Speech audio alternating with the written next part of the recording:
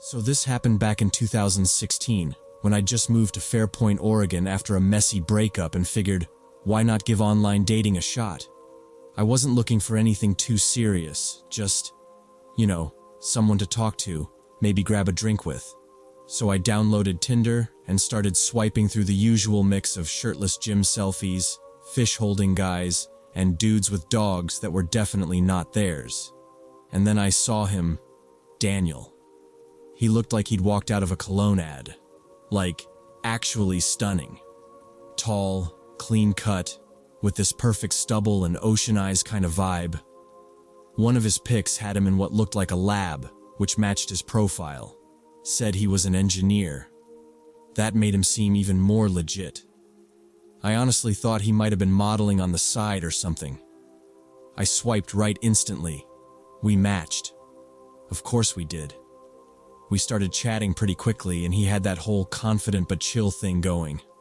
Like, just enough charisma to keep me smiling, but not so much that it felt fake. I was into it. Within a couple days, we decided to meet up for drinks at this spot downtown I'd been meaning to try anyway. So win-win. I spent way too long getting ready. Straightened my hair, picked out this killer jumpsuit, even put on heels, which I kind of regret because I never wear heels and they killed my feet. But I figured, if I'm meeting a guy who looks like he just stepped off a runway, I gotta bring my A game, right? I got to the bar a little early, found a booth near the back, and started casually scanning the place. That's when this guy waved at me from the far side. I froze for a sec because, nope, that was not Daniel. This dude looked like someone completely different. Like, not just older or had a weird angle in his pics. Different, but straight up you used another man's face kind of different. But he was waving and smiling.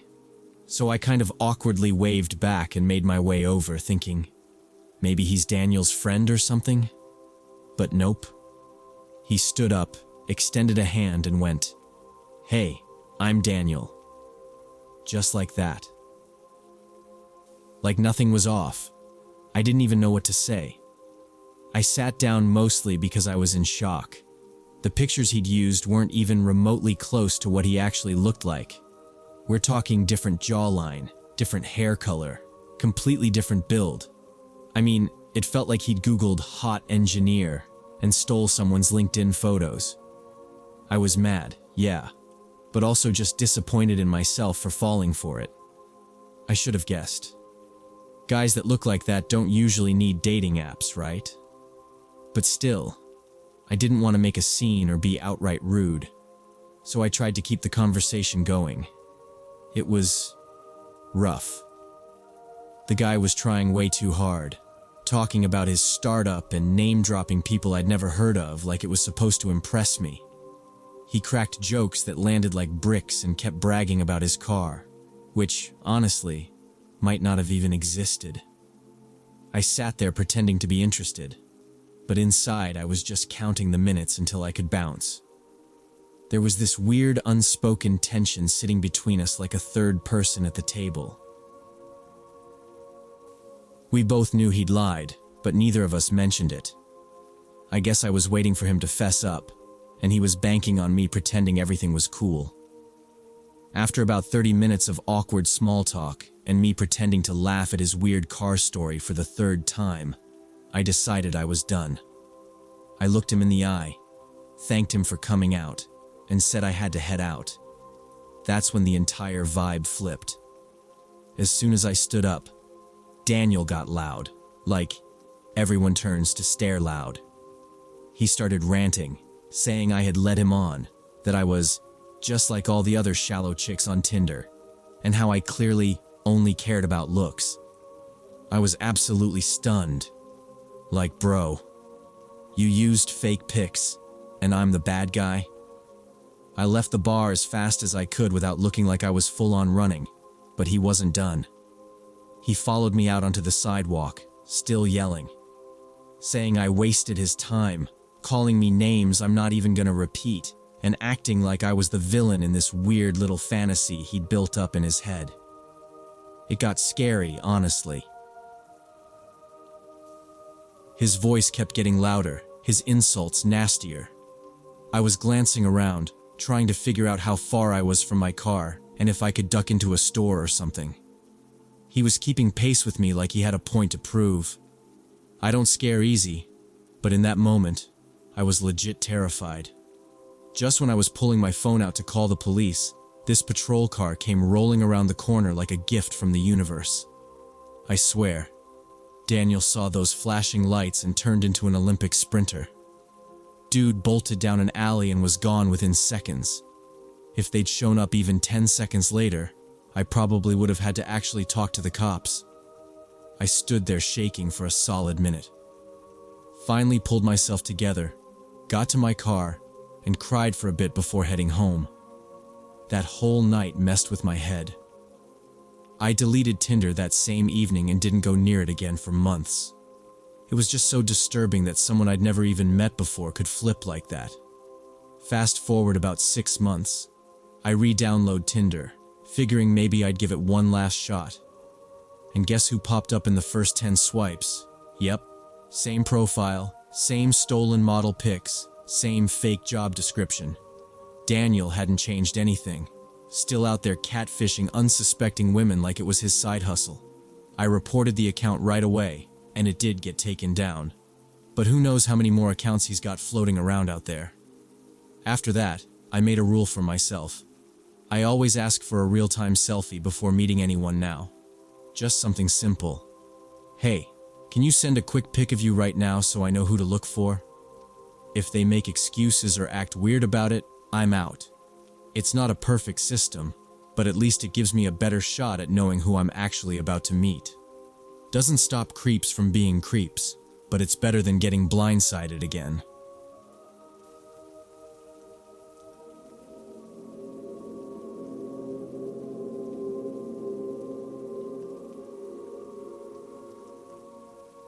I'm 30 now, but this weird little episode happened when I was 29. I'd been messing around on Tinder for a few months, mostly out of boredom, if I'm being honest.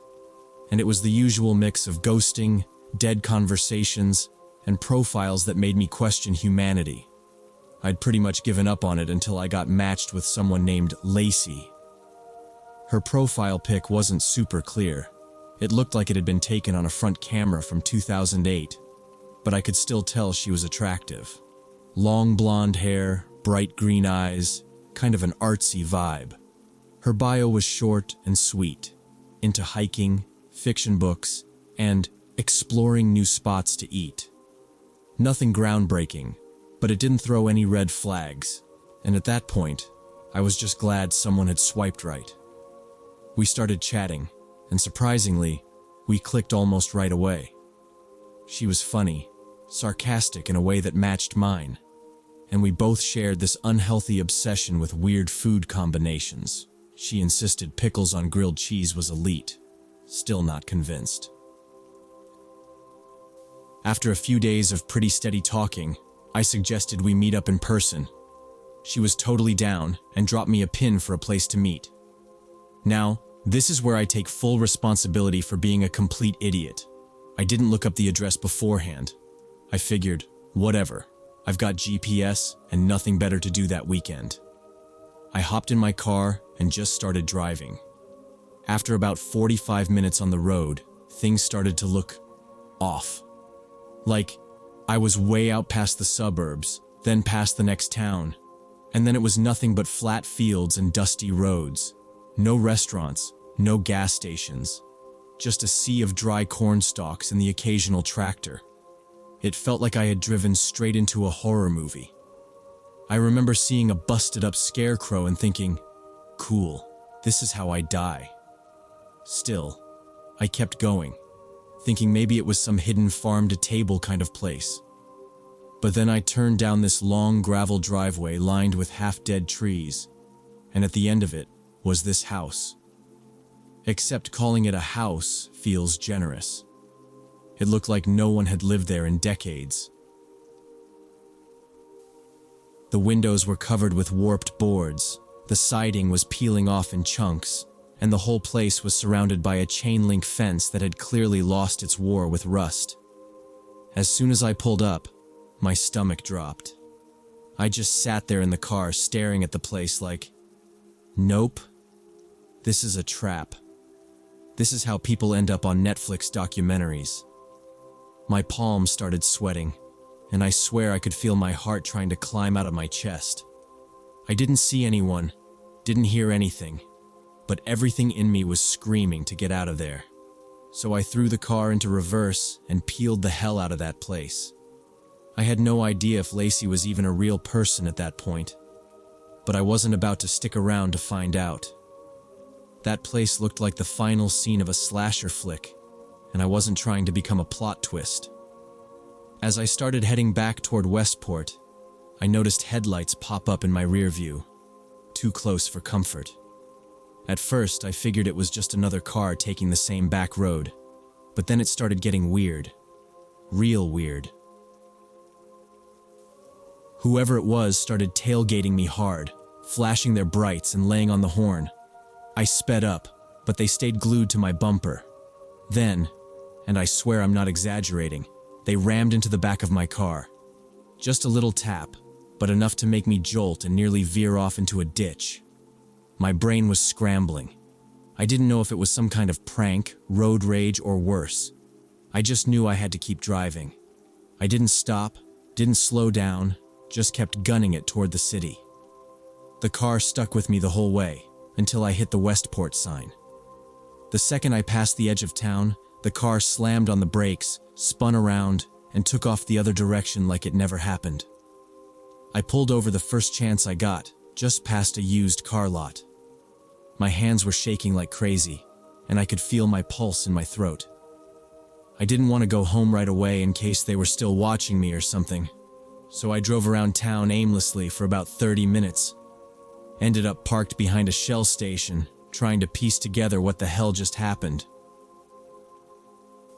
That's when I pulled out my phone and opened Tinder to message Lacey. But her entire profile was gone. Like, poof. No trace of her. No chat history. Nothing. My stomach dropped. I sat there staring at my screen like a moron, still half hoping it was just a glitch or she accidentally unmatched me. But nah.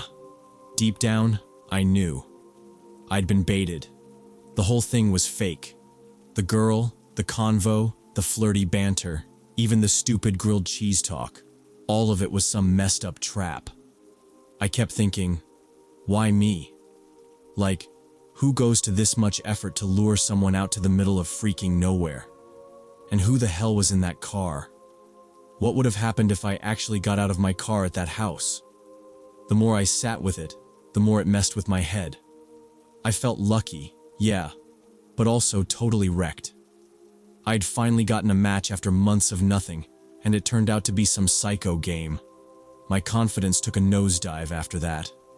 The whole thing made me feel like garbage, like I was some easy target, desperate enough to fall for a sketchy date with a blurry profile pic and a vague bio. After that night, I deleted Tinder for good. No dramatic, I'm never dating again speech or anything. I just couldn't trust it anymore. Not worth ending up in a ditch or worse.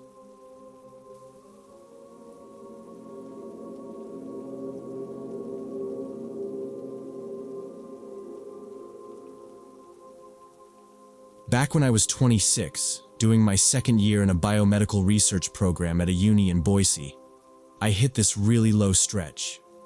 Most of my friends had moved away or gotten busy with their own lives, and I was spending way too many weekends just watching random TikToks and overthinking everything. So I figured, why not try Tinder?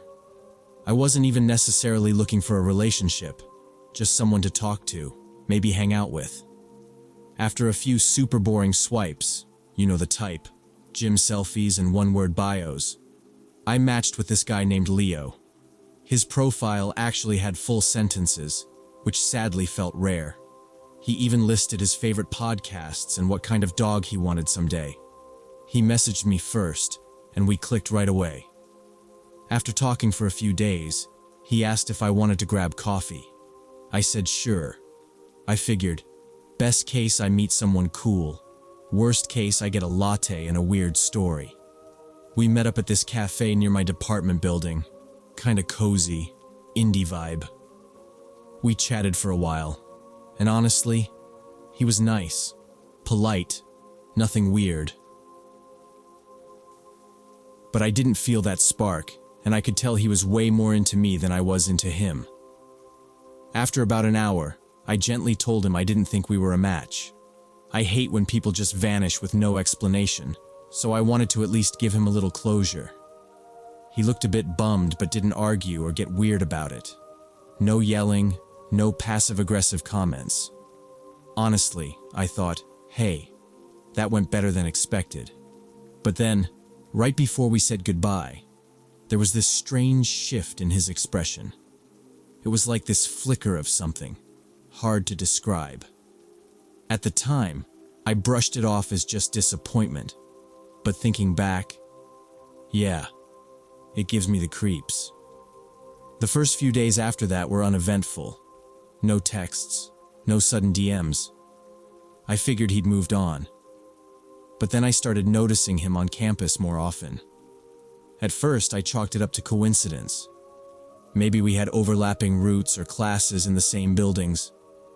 But after the fourth or fifth random encounter, I realized he always seemed to be just there, in places I didn't usually see him before.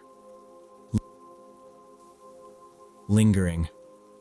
I didn't want to jump to conclusions, so I ignored it for a while. Maybe I was being paranoid. Maybe it was nothing. But one afternoon, I was working on a paper at home. My desk is right by this big window facing the street. It was super quiet. Just me, my laptop, and a half-eaten bag of trail mix. I caught something move in the corner of my eye. I turned my head, thinking it might be a bird or something. It wasn't. It was Leo, standing outside, watching me through the window. I freaked out and called the cops right away. My hands were shaking so badly I almost dropped my phone.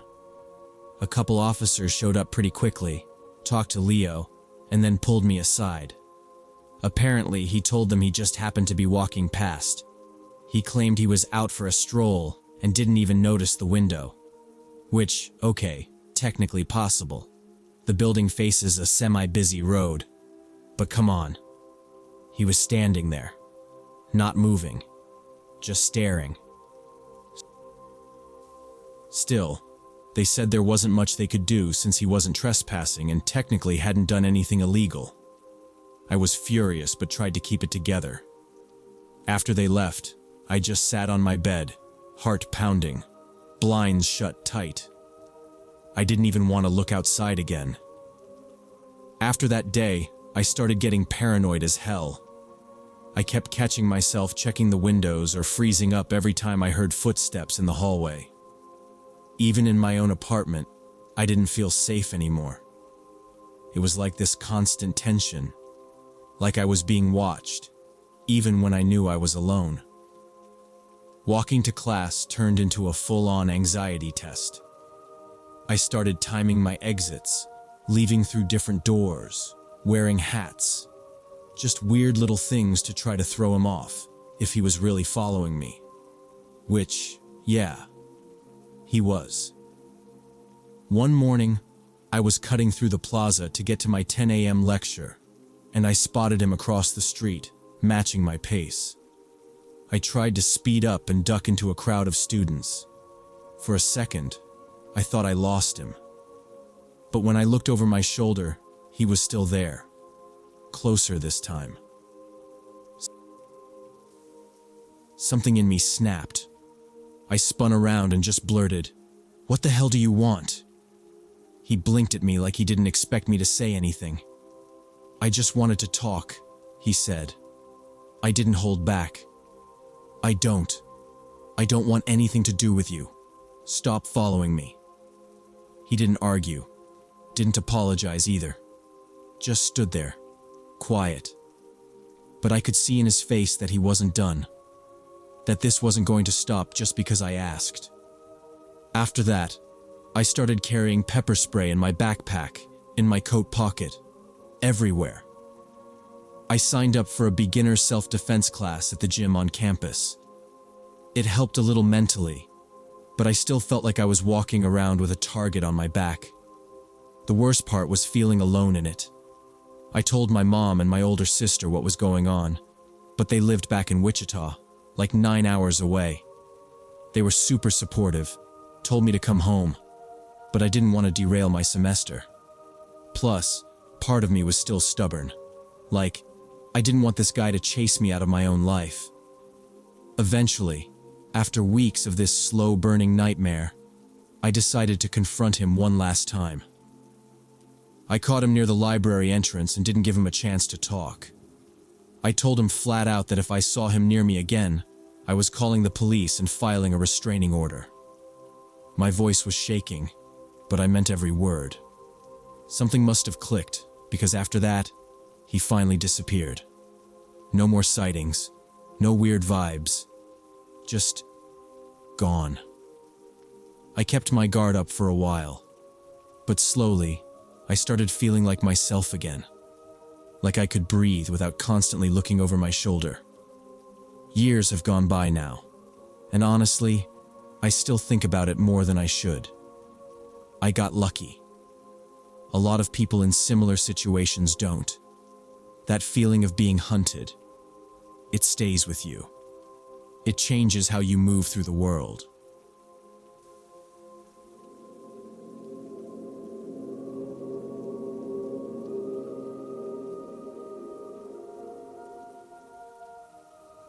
I was 27 the first time I gave Tinder a shot. Honestly, I thought it would be a quick experiment, but yeah, that wasn't the last time I used it. Within a few days, my inbox was blowing up. One of the first guys who stood out was this dude named Miles. His messages were funny without trying too hard, and he actually had something to say, which, if you've been on Tinder, you know is rare.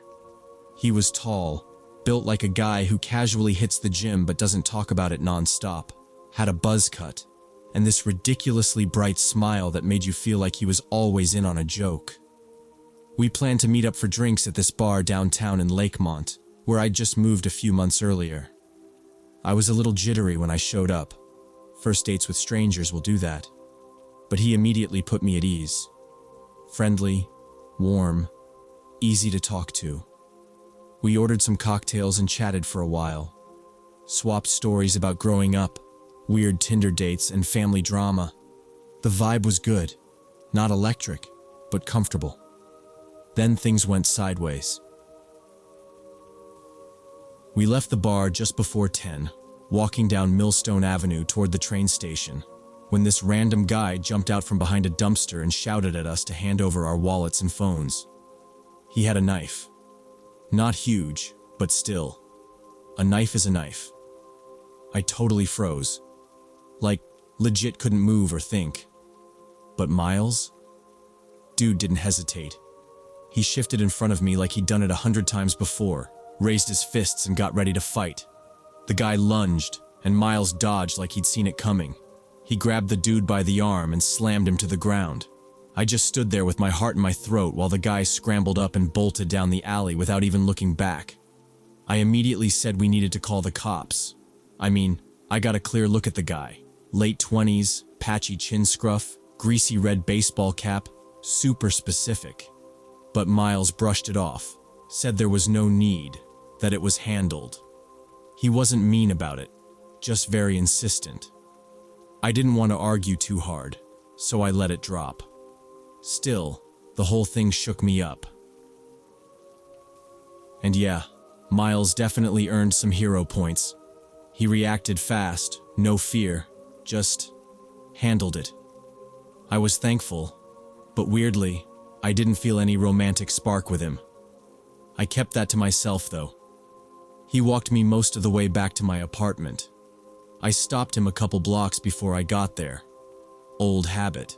I don't like anyone knowing exactly where I live after just one date. He kind of lingered at the corner, like he was hoping for an invite up, but I played it cool and said I was tired. He got the hint. Didn't hear from him for a few days after that, so I figured that was that. But then, out of nowhere, I got a text from him asking if I wanted to go out again. I messaged him back and let him down as gently as I could. Told him I appreciated the night and what he did, but I just wasn't feeling that kind of connection. Figured that would be it. Adults, right? Yeah. No. Miles did not take it well. At all. The first reply was passive-aggressive, and then the next one was just straight-up nasty. Like full-on unhinged vibes. I'm not going to repeat the exact stuff he sent, but it went from weirdly bitter to low-key threatening real fast. I tried responding once, just to be respectful. Said I was being honest and didn't mean to lead him on.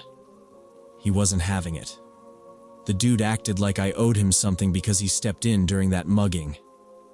I remember sitting in my apartment, constantly checking out the window because I had this sick feeling he might just pop up. He knew the area I lived in, even though I didn't give him my address. I kept trying to ignore the texts, hoping he'd get bored and leave me alone. But they got worse before they got better. I ended up turning my phone off for a bit just to breathe. Eventually, after like 4 or 5 days of that nonsense, it just stopped. No more messages, no calls. It was like he disappeared off the face of the earth.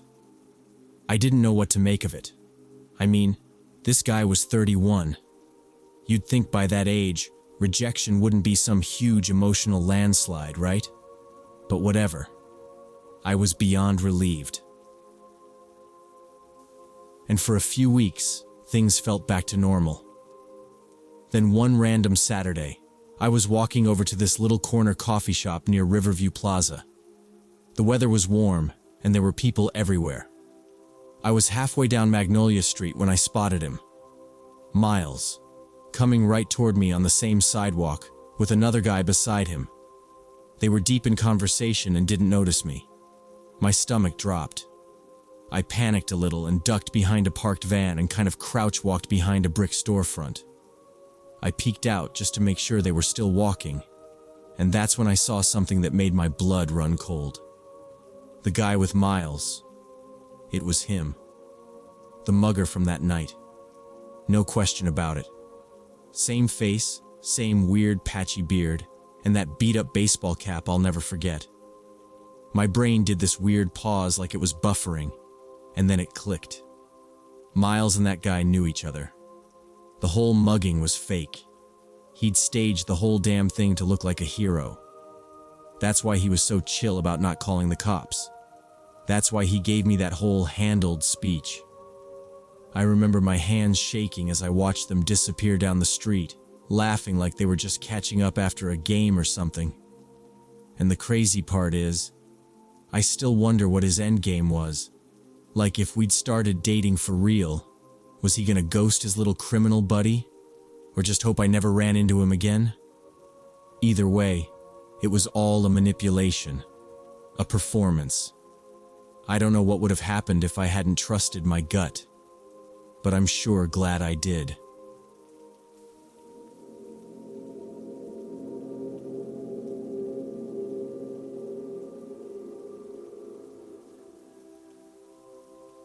When I was 22, doing my undergrad at Portland State, I finally gave in and downloaded Bumble. My roommate kept bragging about all the girls he was meeting, and I figured I was missing out. I spent 3 days swiping with no luck. 0 matches. Right when I was about to delete the app, Ashley messaged me. She said she was studying psychology at University of Oregon. Her profile had 3 photos. One at a beach, one with her dog, and one where she wore a hoodie with no makeup. She looked real. Her smile didn't seem fake like most profiles. We started chatting right away. She asked about what classes I was taking and joked about how her statistics professor looked like a retired magician. I told her I was struggling through a philosophy elective and trying to survive finals. We talked about shows we liked, bad group projects, annoying roommates. She didn't talk like someone trying to impress. It was easy. After 2 days of messages, she brought up meeting in person. I hadn't even suggested it yet. She said she'd be in Portland on Saturday visiting a cousin, and we could meet at Lloyd Center, grab coffee or just walk around, then go to her place to hang out. Said she wanted to show me her favorite dumb horror movie on Netflix. I said yes, obviously. First time anyone from a dating app had actually wanted to meet me. Saturday came. I put on a clean hoodie, grabbed my keys, and headed to Lloyd Center. I parked near the food court entrance and texted her that I was there. She replied fast. "Hey, tiny change in plan. The main entrance to my building is closed for construction. Can you meet me at the back entrance on Maple Street? It's just a few blocks away." I paused for a second. It wasn't that strange, I guess. Construction in Portland happens all the time. Still, I asked her to drop the address just to make sure. She sent it immediately. Google Maps showed it was a 10-minute drive. I figured she probably didn't want to deal with downtown traffic and just came early to her place. Whatever. The area she sent me to wasn't bad, but it wasn't student housing either. Just rows of older 2-story buildings and some warehouses on one side of the street. A few cars parked, no pedestrians. Kinda quiet for a Saturday afternoon. The address led to a beige brick building with a chain-link fence and a narrow alley that went around the back. I drove around slowly and found a short driveway that opened up behind it. A single steel door with no number, next to a green dumpster, was the only entrance I could see. Ashley texted again. "Sorry, running a bit late. Just wait by the back door. I'll be there in like 5. I parked but didn't get out right away. I looked at the building again. No signs, no mailboxes, no names on the door. Just plain walls, sealed windows. The area smelled like wet cardboard and motor oil. There was a broken folding chair tipped over near the dumpster. I turned the car off and stepped out. I stood by the door, scrolling my phone. A delivery van pulled in and backed into a loading bay next building over. Nobody got out. After 3 or 4 minutes, I texted her. "I'm here." No reply. Another 2 minutes passed. I thought about calling, but she just said to wait. I walked around a little to see if maybe I'd missed a second entrance, but there was just that one gray steel door. I checked the lock. No keypad, no buzzer. Just a handle and a little camera stuck to the wall above it, the cheap kind that blinks red. Then I heard footsteps, fast, heavy, like boots on concrete. I turned. A guy came jogging around the corner from the alley. He had a hoodie pulled up and one hand in his jacket pocket. He didn't look at me as he passed, but slowed down near the door, glanced up at the camera, then kept walking. A few seconds later, Ashley texted, "Almost there. Sorry, just getting off the elevator." That's when I started wondering about the building again. If the main entrance was blocked and this was the back way, why was there an elevator working here? I looked up. The building didn't seem big enough to need one. 3 floors at most. And no visible balconies, no lights on inside. It just looked empty. Still no reply to my "I'm here" message. I texted again. "You inside?" She answered, "Yep, coming now." The smiley face felt weird. Every other message she sent had been normal. No emojis. That one stuck out. I waited another 2 minutes. Nobody came. I checked the handle again. Still locked. The camera light above the door blinked twice, then stopped. A door slammed somewhere nearby. Maybe the loading dock across the lot. I turned and checked but didn't see anyone. Then a second message came in from Ashley. "You can come inside if you want. I left it unlocked." But the door was still very much locked when I tried again. The address she gave me didn't look like student housing at all. It was this old office building, the kind with tinted glass windows and a boxy gray exterior. No balconies, no mailboxes, no front lawns. Just a faded sign above the main doors that said something like, Maple Commerce Center, though half the letters were missing. The parking lot was cracked and uneven, with weeds pushing through. Only 2 cars were parked, way in the corner. Both had out-of-state plates. No lights on in any of the windows. I parked near the front entrance and texted her again. "Are you sure this is the place? Doesn't look like apartments?" She replied instantly, "Yep, 3B. Come to the main lobby, elevator works." I just stared at the building. There weren't any apartment numbers listed outside, no directory, nothing residential about it. Through the glass, I could see into the dimly lit lobby, cheap tiles, a few plastic chairs, and what looked like a reception desk with an unplugged monitor. But what really got me was the movement. I saw shadows. Not just 1 or 2, but at least 3 different figures moving around, crossing back and forth past the hallway openings. No voices, just movement, like they were waiting. Ashley had said she lived alone. Just her and her cat. I tried calling her, straight to voicemail. Not even one ring. I stayed in my car, engine still off, just watching the front door. The shadows moved again, slower this time. Then one stopped near the entrance. I couldn't see a face, just a figure standing behind the glass. Not doing anything, just standing there. Then I heard a door slam from the back of the building. A second later, another one creaked open. Sound carried weird in that empty lot. My hand was already on my keys. Something was wrong. Everything about this was wrong. I wasn't waiting anymore. Male voices started echoing from inside the building. Not shouting, but definitely more than one. They were close. I jumped out of park and turned the key. My hands slipped a little on the wheel. I looked up and saw movement at the side of the building near the service entrance, the same one she'd first told me to go to. 2 men came out, not rushing, but walking straight toward my car, one of them pulling his hood tighter around his face. I threw the car into reverse and backed out so fast my tires screeched. I didn't even care if I hit a curb. The second guy lifted his phone and pointed it at my car as I sped off. Maybe taking a photo. Maybe filming me. I didn't stop to check. The ride home felt like hours.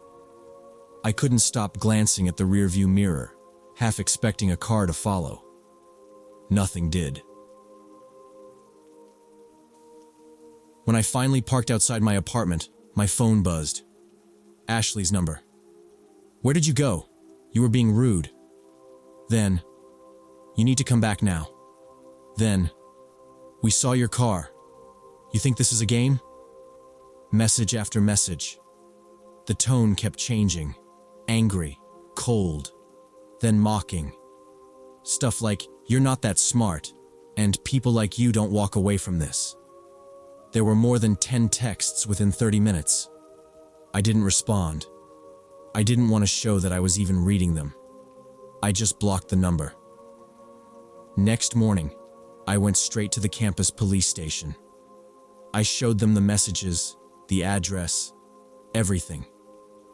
One of the officers didn't even look surprised. He said this was happening more and more in college towns. Fake dating profiles used to lure people to isolated places. Sometimes for robberies, sometimes worse. He didn't say the word kidnapping, but he didn't have to. He asked if I saw weapons. I told him no, but I couldn't be sure what was under their jackets. I asked what they could do. He said they'd flag the number and file a report, but there wasn't much else unless someone got hurt. "Be glad you left when you did," was all he said before I walked out. That night, I sat down and reverse searched the pictures Ashley had used. I found them in less than 5 minutes. They belonged to a girl from California. Real name, real account, last post from 2019. All the same photos I'd seen on Bumble. She had no idea someone was using her face to bait strangers in another state. I sent her a message explaining what happened, just in case. I deleted Bumble that night. Deleted all my old texts too. Just wiped it all. The feeling stayed though. Like I'd been walking into something that wasn't meant to scare me. It was meant to trap me. And it almost worked. Now, I don't meet people from apps. I stick to people I meet in person, through class or mutual friends. People who have something to lose if they lie. The one thing I keep thinking about is how close I came to opening that door. 5 more minutes. Just 5. If I hadn't noticed the shadows or thought twice about the building, I might have stepped inside. And I don't think I'd be writing this now if I had.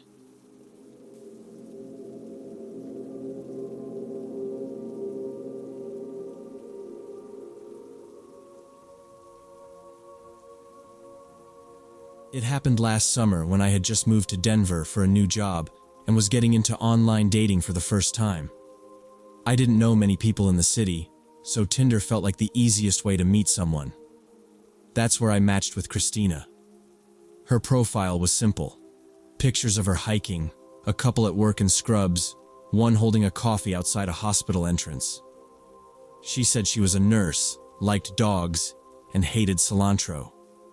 We texted on and off for about a week. Her replies always came during breaks or after late shifts. Nothing seemed off. She was friendly, a little dry, and didn't use emojis much. I like that. One night she suggested we meet in person. She offered Murphy's sports bar downtown, said it was halfway between where we lived. I'd been there once or twice after work, and it always felt safe and casual. No pressure. She told me she'd get there early to grab a table and that she'd be wearing a red sweater. I told her I'd see her at 7.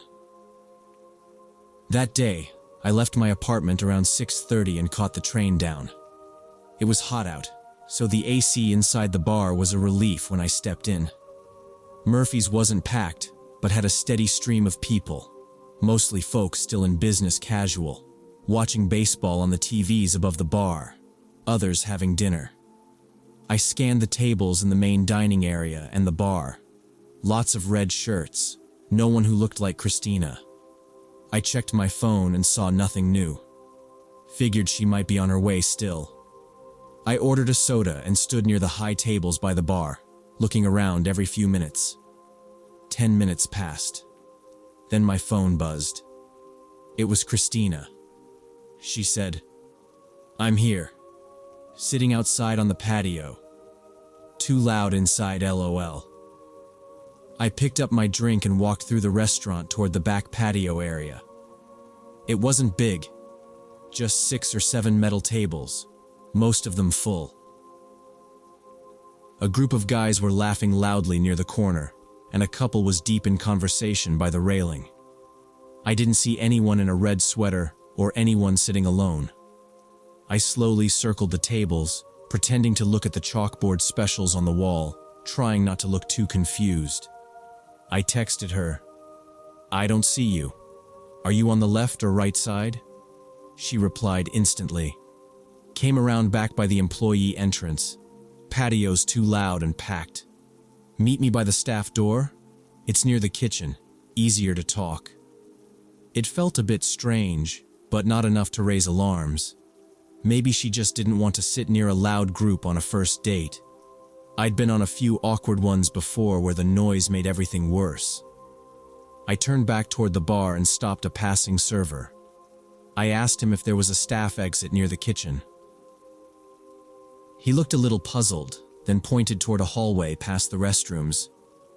"Down there," he said. "Metal door at the end. It's usually locked though." I walked past the bathroom doors and followed the narrow hallway lined with black and white framed photos of the bar from the 80s.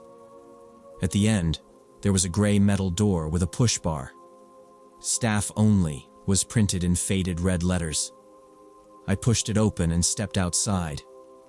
The door clicked shut behind me, and I found myself in a short concrete alleyway about 10 feet wide. To the left was a dumpster, and ahead was a chain-link gate leading back toward the parking lot. On the right, the wall of the restaurant stretched on. No Christina. I looked around, waiting for someone to wave or approach. Nothing. I texted again. "Hey, I'm out back. Don't see you." No reply this time. I waited about 30 seconds, then looked around again. A few feet away was another door, this one unlabeled and slightly ajar. I stepped toward it and gently knocked. Nothing. I sent another text. "You close? Just want to make sure I'm in the right place." Still no response. I stood there holding my soda, now sweating a little from the heat and from being suddenly unsure of what was going on. The alley was quiet, just the distant hum of cars from the main road. I glanced down at my phone and saw that the message had been delivered. I was starting to feel uncomfortable, like I was in a place I wasn't supposed to be. Just then, the other door opened slightly wider, making a soft creaking sound. I instinctively took a step back, but no one came out. Instead of a patio area, I found myself in what looked like an empty employee parking lot behind the building. The ground was cracked and uneven, and the air smelled like trash and grease from the nearby dumpster. The metal door slammed shut behind me, echoing loudly against the concrete walls. I turned around and grabbed the handle, but there wasn't one. It only opened from the inside. I was locked out. The place was dead silent. No footsteps, no voices, just the faint hum of a highway somewhere in the distance. A single overhead light buzzed and flickered above the dumpster, casting long shadows across the lot. My phone was still in my hand. I tried texting Christina again. "Hey, I'm out here. Where are you?" But the message wouldn't send. The bubble just sat there, spinning. I tried calling. Straight to voicemail. I didn't leave a message. That's when I noticed the gray pickup truck. It was parked at the far edge of the lot, tucked between a concrete barrier and a row of dead weeds. The headlights were on. The engine was running. I hadn't noticed it when I first stepped outside. My eyes must have still been adjusting. The truck's lights lit up a wide part of the asphalt, and I saw the driver door swing open. A man stepped out. He was tall, wearing jeans and a dark jacket. His baseball cap was pulled down low, hiding his face. He didn't say anything, just closed the truck door and started walking straight toward me. I didn't wait to ask questions. I turned and ran. Not toward the truck, not toward the dumpster, just back toward the front of the building, along the edge of the lot. The guy behind me picked up his pace, heavy footsteps hitting the pavement. I could hear the crunch of gravel and the squeak of rubber soles gaining behind me. My breath came fast as I rounded the corner of the building and reached the main parking lot. I spotted my car halfway down the row. I kept sprinting, digging into my pocket for my keys. My hands were shaking. I pressed the unlock button, saw the blink of the headlights, and ran straight for the driver's side door. Behind me, I heard the guy round the corner. He was still coming. I yanked open the door, threw myself into the seat, and slammed it shut. The lock clicked. He was maybe 20 feet away now, walking fast, still staring at me. I turned the ignition. The engine roared to life. I threw it into reverse and backed out, never taking my eyes off him.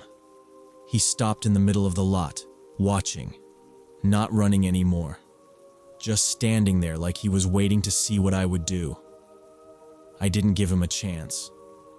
I peeled out of the lot and didn't stop driving until I got home. Once inside, I deadbolted the door and pulled the blinds shut. My hands were still shaking. I sat down and opened Tinder to check her profile. It was gone. Not just unmatched, completely wiped.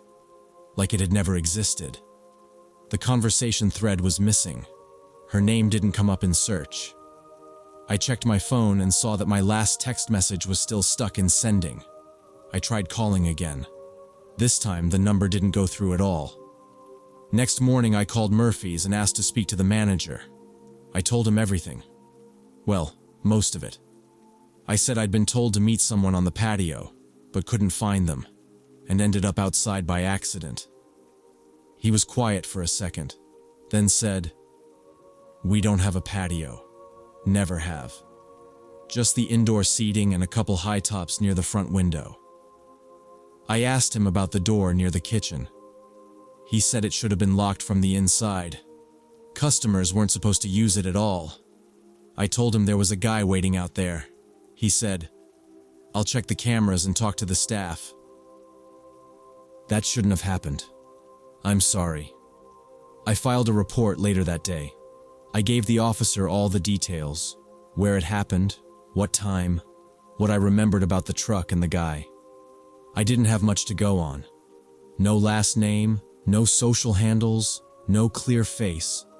Just a fake name, a red sweater she never wore, and a voice in my head saying, "Come out the back."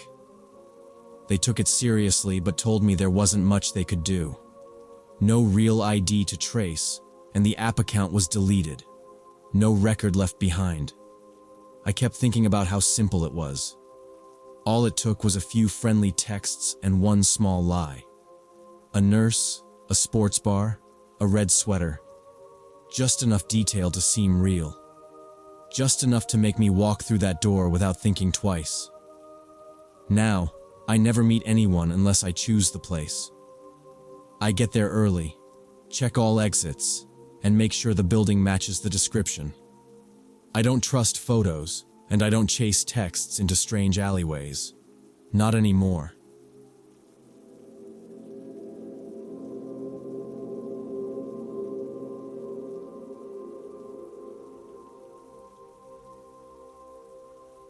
When I was 29, living in Austin and working for a mid-sized software firm, I started using Hinge again after a long break. Around the second week of March, I matched with someone named Christina. Her photos were high quality. She was fit, always outdoors, and most shots looked like they were taken at organized events or gym competitions. Her profile said she ran her own business as a personal trainer and nutrition coach. I looked up her name out of curiosity and found what seemed like her Instagram, with more of the same, CrossFit stuff, recipes, seminars, some sponsored content. Nothing seemed off. We messaged back and forth for almost 3 weeks. Christina was always responsive, but not in a fake way. She gave long answers, especially when I asked about workouts or meal prep. She asked good questions too. What time of day I had the most energy, what I ate at work, how I dealt with stress. There was something coach-like in her tone, like she was always collecting data. It didn't bother me. She seemed focused. Toward the end of the 3rd week, she suggested I come over for brunch.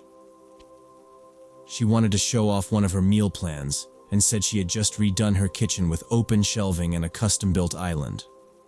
I wasn't really the kind of guy to accept invites from people I hadn't met in person, but something about how specific she was, what we'd eat, when to show up, what the vibe would be, made it feel less like a date and more like a scheduled thing.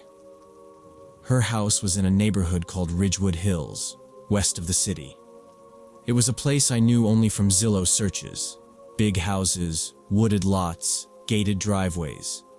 Her address checked out. That Sunday, I left around 10:30 a.m. It was supposed to be a 35-minute drive. I had picked up a small bouquet of tulips on the way, mostly to not show up empty-handed. I figured that'd go with the brunch vibe she described. I was expecting a clean, well-kept house like you'd see in a Pinterest post. But when I pulled onto the road and saw the address, I slowed down and double-checked. The place looked abandoned. The lawn was knee-high in some areas, and the flower beds were covered in dead leaves. The wooden steps to the porch were rotting through in spots, and the railing on the left side was missing entirely. Paint was peeling off the shutters, which looked water-damaged, and the 2 windows facing the street had cardboard taped over broken glass. I parked at the curb and looked again at the address on my phone. I checked the number above the door. It matched. I just sat there for a few seconds. Before I could get out, the front door opened. Christina stepped out barefoot, holding the door open with one hand and waving with the other. She smiled wide and said, "You made it. Come in." Her voice sounded exactly like it had over the phone. It was her, no doubt. But something about her face looked different. Not bad, just tired. She was thinner than in her photos, and her hair was pulled back messily like she'd just gotten out of bed.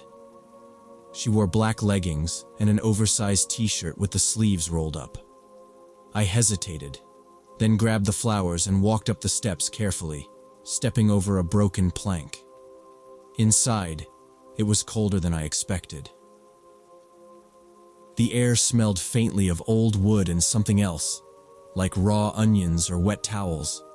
No lights were on, not even in the kitchen, and there were thick curtains drawn over most of the windows.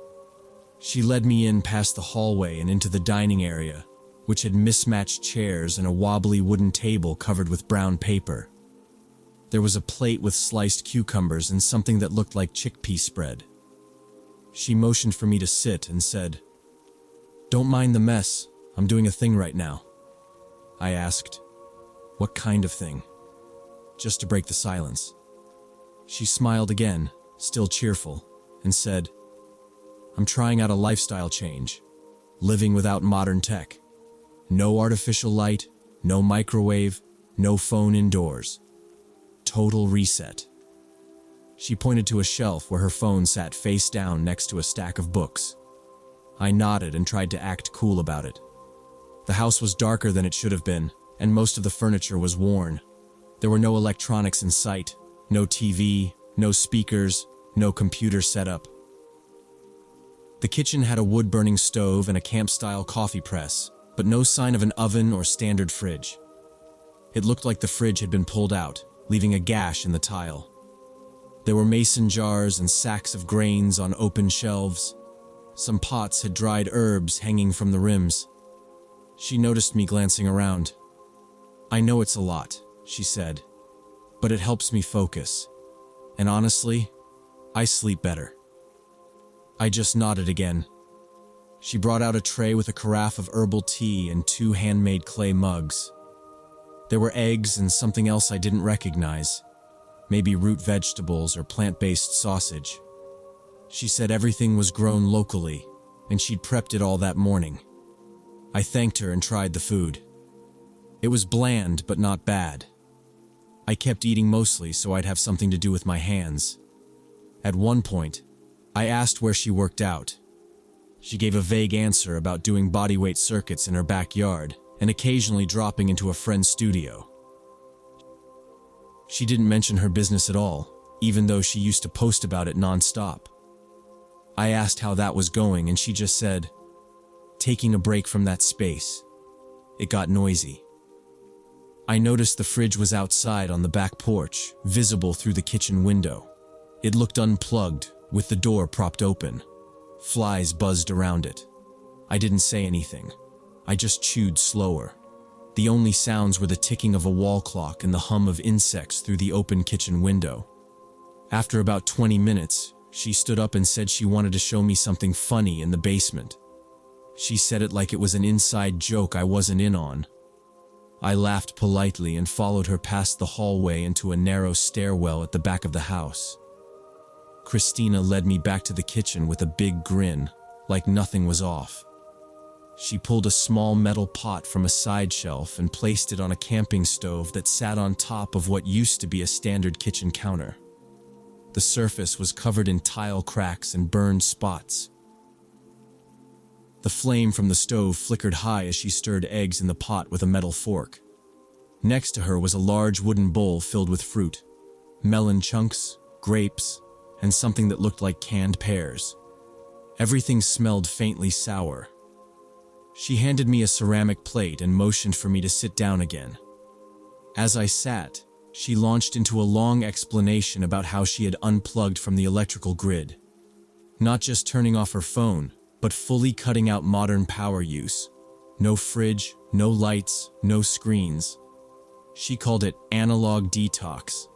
She said her body vibrated at a cleaner frequency now, and that she didn't need digital validation to feel alive. I tried to smile but stayed quiet. She explained that she used to work in corporate marketing and had made good money until she hit a wall. I had migraines for days. I couldn't look at a screen without wanting to scream, she said. That was 6 months ago, and since then, she claimed, she'd been healing, going back to basics, learning to cook from scratch with zero electricity, only using hand tools and rainwater filtration.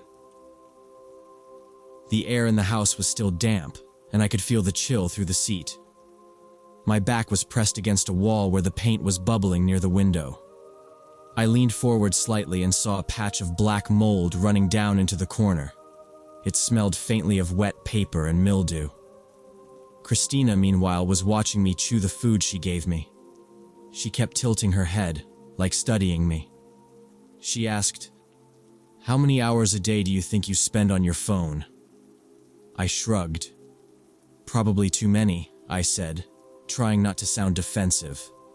She pressed further. "Do you ever feel phantom buzzing? Or reach for your phone when it's not even there?" I nodded slightly. "Yeah, happens sometimes." She smiled wide, like she'd caught me in a lie I hadn't meant to tell. "It's not your fault," she said. "They programmed us that way. But it can be undone." I didn't say anything. I just kept eating the eggs, which were runny and underseasoned. I tried the fruit and immediately regretted it. It had a sour, fermented taste. I set the fork down quietly. "I think you're open," she said softly. "You're not too far gone." I looked at the clock behind her. It was a small analog wall clock with no second hand. The ticking seemed louder than it should have been. "I'm gonna use the bathroom," I said, pushing my chair back carefully. The hallway was even darker than the rest of the house. The bathroom was small and cold, with a cracked mirror and a rust-stained sink. I locked the door and took out my phone. I had 3 missed messages from my manager about a system issue on one of our client portals. I sat down on the closed toilet lid and started typing out a short reply. My thumbs were mid-sentence when I heard the floor creak outside. The door burst open before I could react. Christina stood there, eyes wide, fists clenched. She shouted, "You're doing it right now! You're poisoning yourself!" I stood up quickly and tried to explain. "It's work. It's urgent." She lunged at me, swinging a wooden spoon I hadn't even seen her carrying. It cracked against the wall as I stepped sideways, and she came at me again. "You're addicted. It's like heroin to your brain." I backed up fast, pressing against the far wall of the bathroom. The only way out was the window. I popped the latch and shoved it up. The frame was swollen and stuck, but I forced it open enough to climb through. As I scrambled out, the spoon hit the wall next to me again. I dropped onto the wet ground outside, one foot landing in a patch of mud. My phone was still in my hand. I sprinted for my truck. Behind me, Christina came out barefoot, yelling, "You don't even see what they've done to you!" I unlocked the door and threw myself inside. Just as I started the engine, something smashed into the rear window. I jerked around and saw shards of ceramic flying across the truck bed. Christina stood in the yard holding what was left of a bowl, breathing hard. I didn't wait. I drove off, glass crunching beneath my tires. I didn't go home.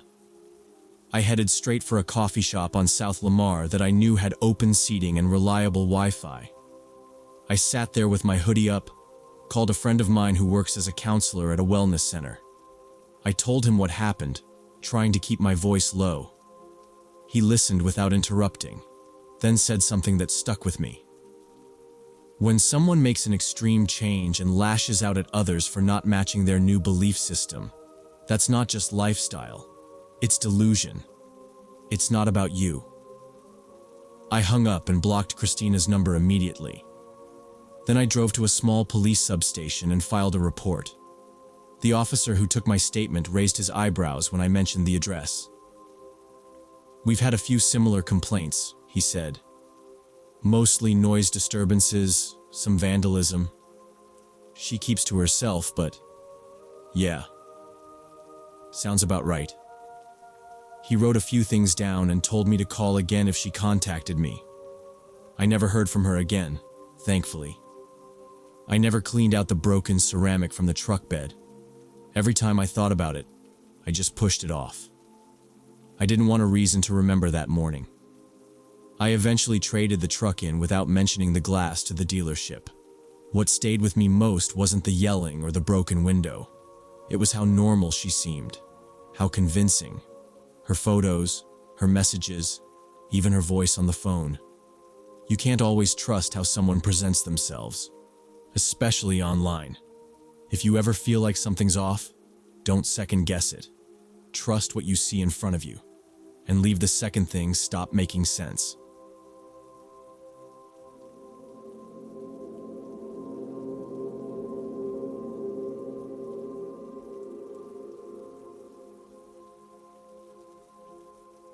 When I was 25, I'd been living in Phoenix for a couple years and working remote as a back-end developer.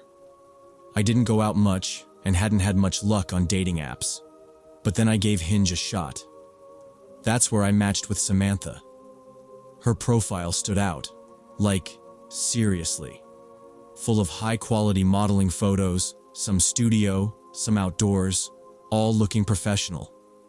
She said she was a model and also did freelance photography around Phoenix. At first I thought maybe it was a fake profile, but then she started talking about camera models, editing software, and dropping names of small local agencies I'd actually heard of. She mentioned working with boutique fashion brands and even having some photos in regional publications. I Googled a few names she gave me.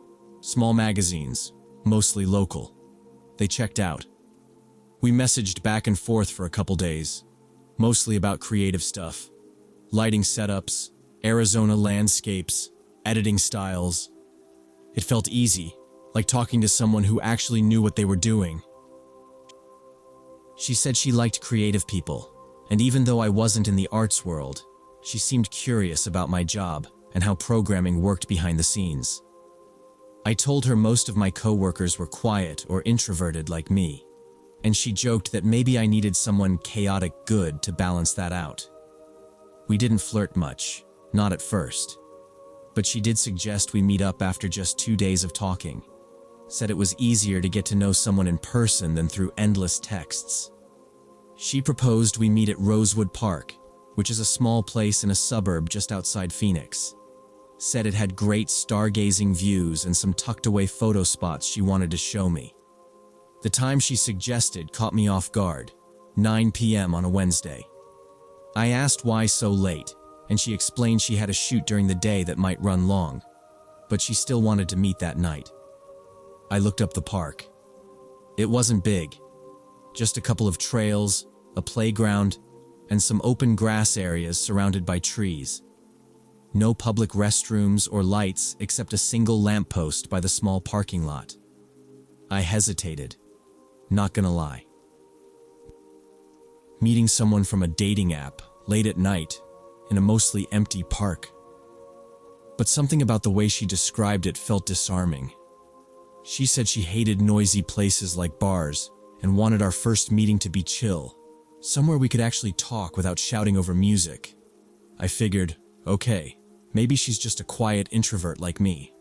Besides, I'd seen her tagged in a couple community posts and local events on Instagram. It seemed legit. She asked to meet by the playground near the entrance, said it'd be easier to find me in the dark there. I agreed, though I told her I might show up a little early just to scope it out. She said cool, just text her when I arrived. That afternoon I worked as usual, didn't mention anything to friends. Around 8:15 I got in my car and drove out. The drive took about 25 minutes.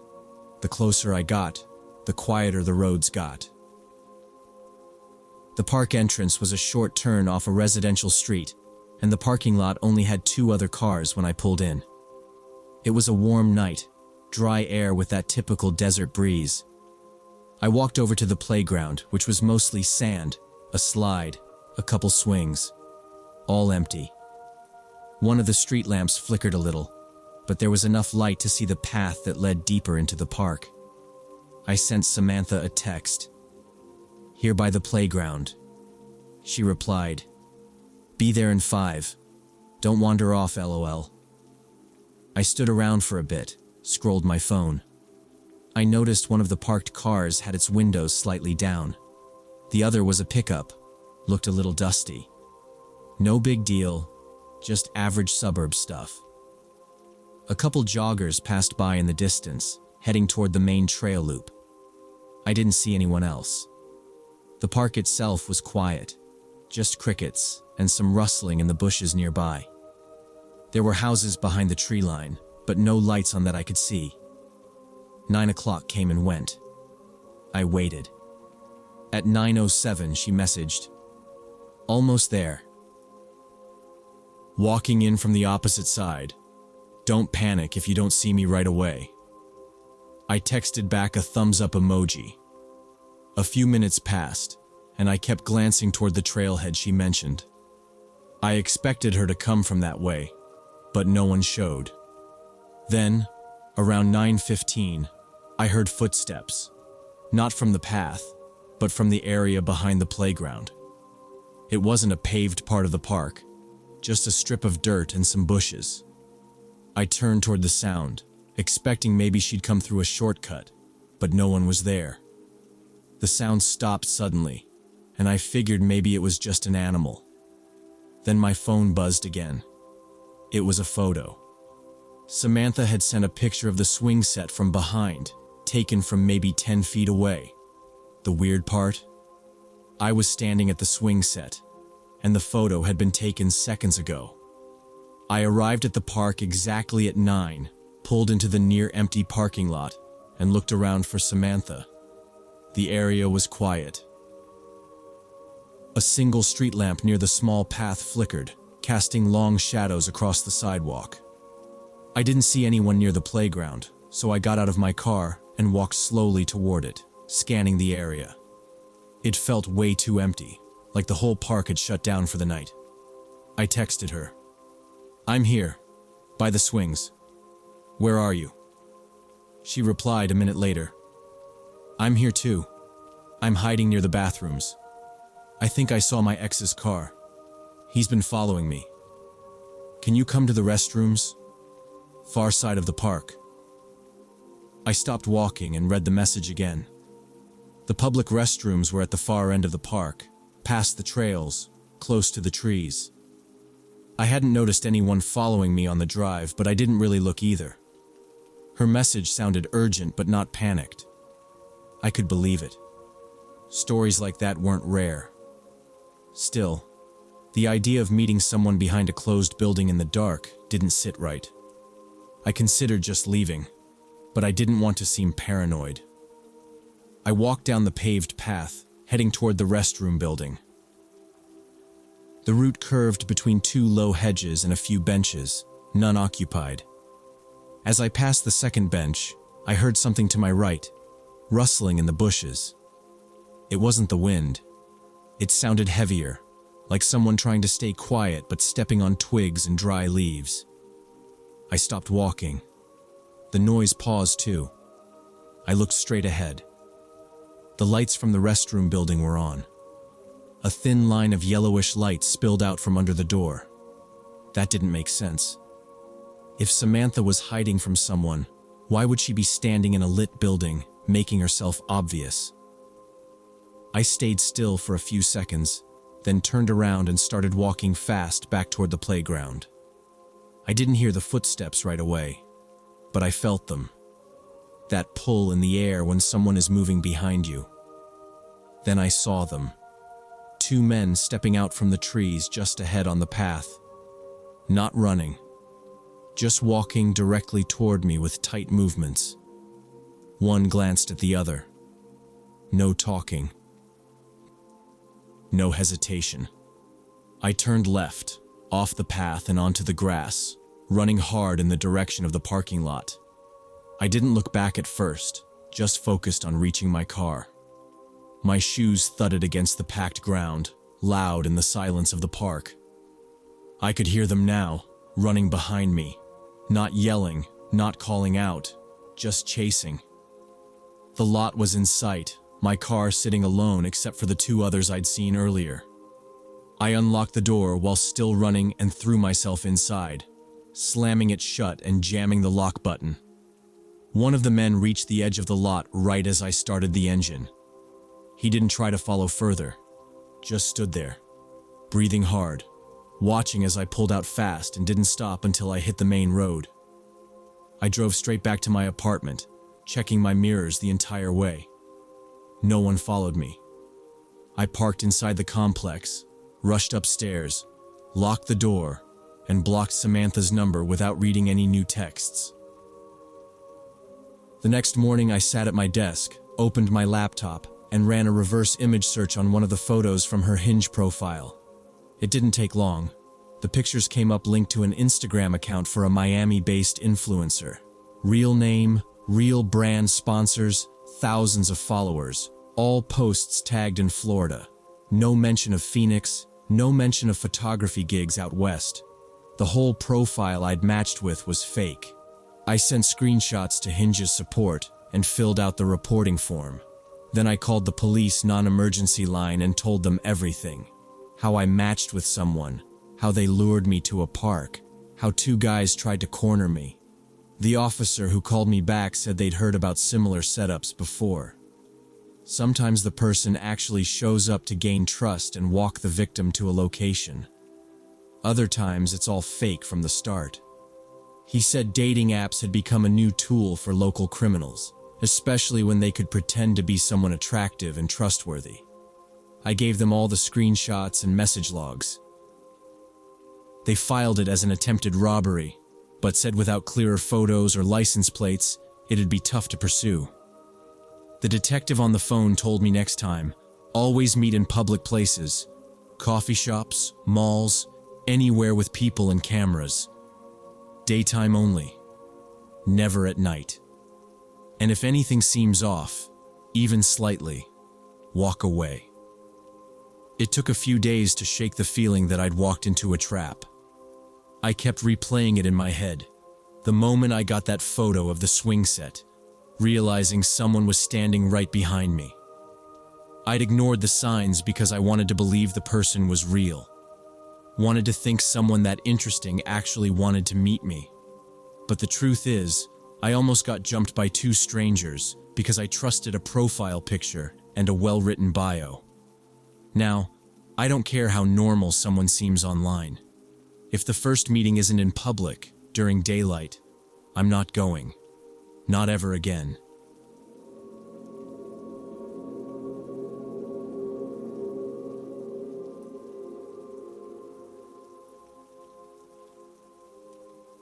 When I was 26, I matched with this girl named Jennifer on Tinder. She stood out right away. Her pictures weren't overly filtered, and her messages were quick-witted and normal. Not over the top, not dry either. We texted on and off for about a week. She said she worked in marketing, liked hiking, and had just gotten back from a trip to Seattle. I liked that she wasn't one of those profiles with 3 group shots and a ton of gym selfies. She actually seemed like a real person. After some back and forth, she suggested meeting in person. She picked the spot, Bella Vista, that Italian place downtown with big windows and a piano in the corner. I was surprised she picked somewhere so decent for a first meetup. Most girls I matched with usually wanted a casual drink or a coffee. I got there right on time, wearing this blue button-down that always gets compliments, tucked into clean jeans. She was already sitting by the window, just like she said she would be. Same face as in the pictures. Long dark hair, plain black dress, silver necklace. She stood up when I walked over and smiled. We shook hands, which I thought was a little formal, but she didn't feel cold or anything. Just calm. She had already ordered sparkling water and offered me a glass. I sat across from her, facing the window. The place was about half full, dim lighting, quiet music. Pretty good atmosphere overall. We started with appetizers. She ordered bruschetta. I got calamari. Conversation flowed at first. She asked what I did for work, and I told her about the job at the warehouse where I handled incoming shipments and managed inventory. It wasn't fancy, but it paid okay and gave me free time. She nodded and said something about liking guys with practical jobs. Then she told me more about her work. Mostly client outreach, remote calls, presentations. Sounded dry to me, but she made it seem exciting. She mentioned her boss was a control freak and joked that she'd quit if she won the lottery. Typical stuff. About 20 minutes into dinner, though, I noticed she started checking her phone a lot. Like, not just glancing at notifications, but unlocking it, scrolling, locking it again, then repeating it. At first, I ignored it. Maybe she had work stuff going on, but it was a little odd for a first date. I kept trying to keep the convo going, asking about her travels, movies she liked, anything. She answered everything, but her eyes would flick down to the screen every time it lit up. I finally said something like, "Busy night?" just to joke about it. She looked up quickly and said, "Sorry, just waiting on a friend to text me something." I shrugged and said no worries, but it stuck with me. About 30 minutes in, my own phone buzzed. Unknown number. I glanced at the screen. The message just said, "Come outside now." I frowned and showed it to her with a small laugh. "Weird spam," I said. She leaned over the table to read it. Her expression changed. Subtle, but there. Like her whole posture tightened. "Who do you think that is?" she asked. I shrugged again. "No idea. Maybe a wrong number. Should I go see?" I was half kidding. She stared at my screen a bit longer than made sense. "Could be important. Maybe it's someone you know." "Just go out real quick and check," she said. I chuckled. Why would someone text from an unknown number to meet me out front during dinner? I expected her to laugh with me, but she didn't. She leaned back, watching me carefully. "Could be something urgent," she said. Right after that, another message came through. "This is urgent. Come to the parking lot." I felt a weird chill. Not fear, just unease. I didn't recognize the number. I looked out the window, saw the lot behind the restaurant. Nothing unusual. Some cars. A guy on his phone near the back, headlights flicking on.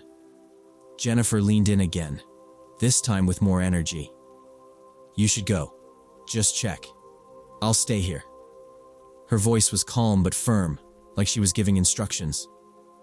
"Could be your car or something?" I looked down at my food, still hot, untouched. "I really don't think it's anything," I said. She didn't back off. "Just 2 minutes. I'll watch your stuff." Jennifer didn't let up. She leaned in again, tone steady, face calm. "Just go check real quick," she said. "I don't mind waiting. If it's nothing, you'll be back in 2 minutes." She even smiled, like she was trying to be reassuring. I hesitated. I didn't want to seem paranoid, but something about the whole thing was starting to bother me. The messages had kept coming. "Come outside. We're waiting. Don't keep us waiting long." All from the same unknown number.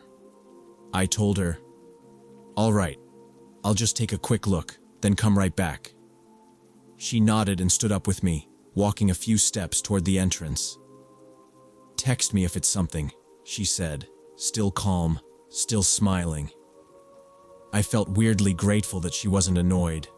She even held the door open a bit as I walked out. I glanced back once.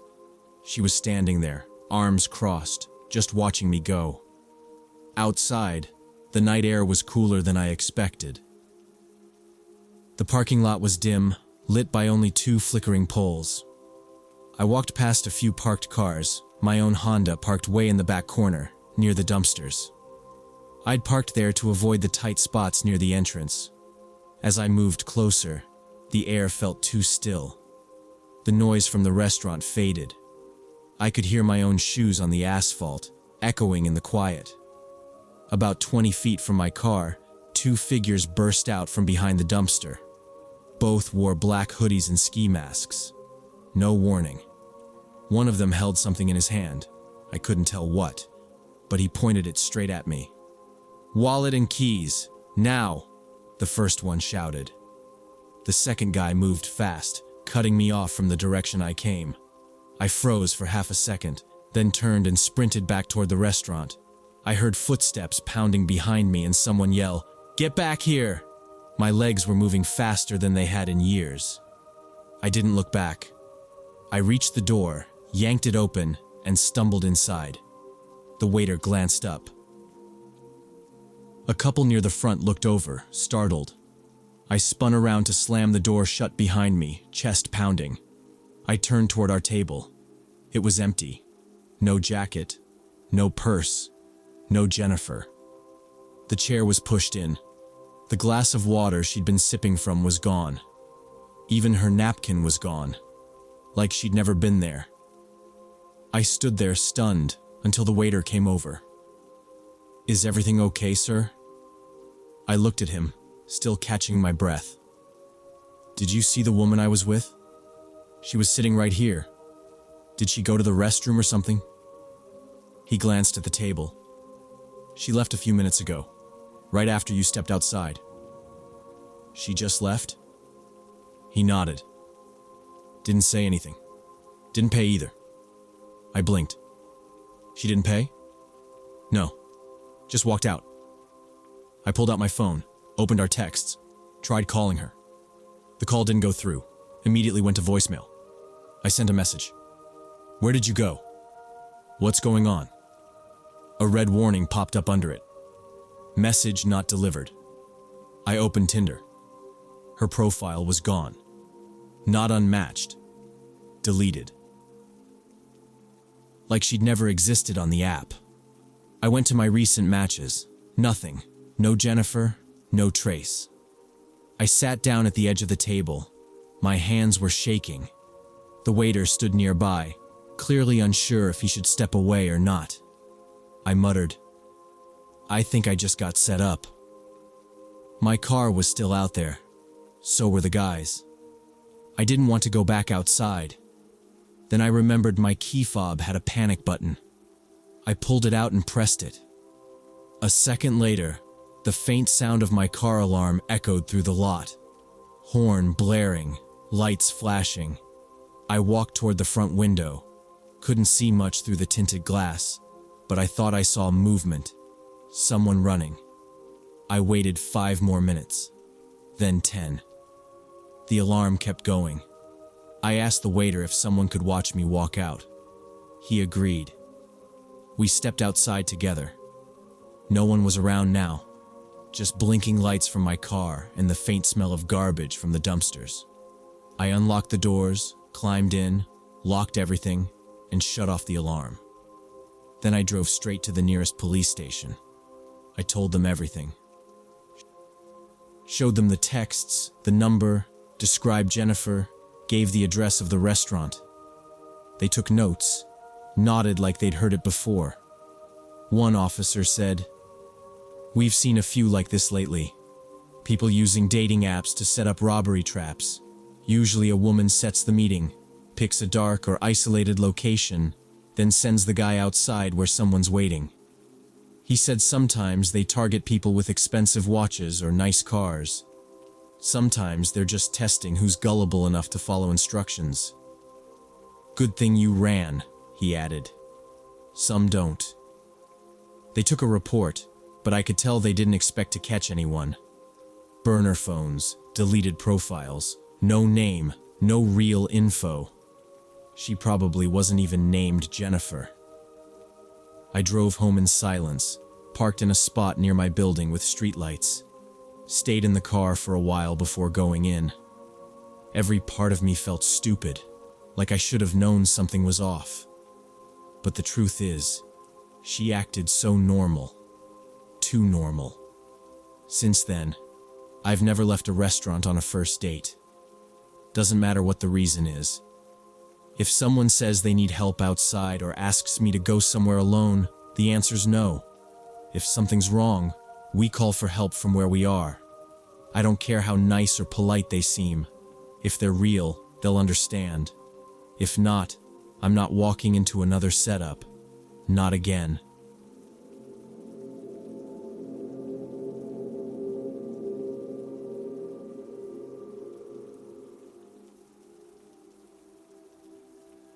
When I was 20 and in my second year of college, I started playing this online strategy game called Kingdoms of War to relax after long classes. Most nights I'd log in around 9 and run missions until midnight. That's when I started noticing this player named Skydancer. She was on at the same times, and we kept getting matched on the same raids. After a few runs together, she messaged me directly. Said her name was Mia. She was 22 and living in California, studying graphic design. We ended up teaming up a lot. She was good at the game, knew how to coordinate moves, and always joked around in chat. I liked her energy. She told me she was blonde, blue-eyed, and sent a few pictures that matched. They looked casual, like ones you'd post on Instagram. Nothing fake-looking. We moved our conversations to WhatsApp after about a week. It started with small talk about the game, but got more personal over time. I'd complain about my roommate stealing food, or stress about upcoming exams, and she'd always respond quickly, supportive without being nosy. Our chat routine became a regular part of my day. I'd get home, drop my backpack, eat something quick, and then log in while messaging her. Mia was always there. After about 2 months, we started flirting. She'd tease me about my avatar name. I told her she looked cute in one of her photos and she replied with a heart emoji. It felt innocent at first, but gradually the messages got more suggestive. She'd say things like, "If we lived closer, I'd totally come over and help you study," followed by a winking emoji. I wasn't dating anyone, and it felt exciting, even if it was all online. We never did voice calls while playing, though. Whenever I asked, she said her mic was broken or her roommates were asleep. But she did send me these short voice messages on WhatsApp, usually at night. Her voice was soft and gentle, definitely sounded like a young woman. She'd say stuff like, "Good luck on your test tomorrow," or "Sleep tight, don't dream about the kingdom too much." The way she said my name sometimes gave me chills, but in a good way. It felt personal, like we were really getting close. I asked once if she wanted to call instead of just texting. She said she didn't like how she looked on camera, that she felt awkward and hated how her face looked on video calls. I didn't press her. I know a lot of people hate being on camera. I figured it was just a personality thing. And honestly, her voice was enough. It matched her photos perfectly. I had no reason to doubt her. She spoke clearly, confidently, and everything she said lined up with the details she told me earlier. There were times I felt weird about how close we'd gotten without ever hearing her live or seeing her in real time, but I'd push that thought aside. Her messages felt real. She'd send photos of her sketches for class, drawings of figures, still lifes, and posters she was working on. I couldn't verify any of them, but they looked detailed enough. Some even had her hand in the shot, holding a pencil or stylus. Always that same pale skin, same bracelets on her wrist. I once asked for a photo of her setup, and she sent a picture of a desk by the window, tablet and all. Nothing seemed off. One evening I sent a voice message of my own. I just said, "Hey, hope your day's going okay. I'm heading to class now, but maybe we can raid later." I waited hours, but she didn't reply until nearly midnight. She responded with a voice message that sounded rushed. "Sorry, today was crazy. Talk soon?" I didn't think much of it. We all get busy. But then the gaps in response time started to stretch. Sometimes she'd disappear for a whole day and then say her phone died or she had back-to-back lectures. Again, nothing too strange. College life can be chaotic. I didn't confront her. I was still getting daily voice messages, even if short. Still sweet. Still her. One night I messaged her around 11, just a normal text. Something like, "You up for a quick run?" She didn't answer. I went to sleep. In the morning, I had a voice message waiting. "Hey, sorry I missed you last night. I had a killer migraine. Maybe tonight?"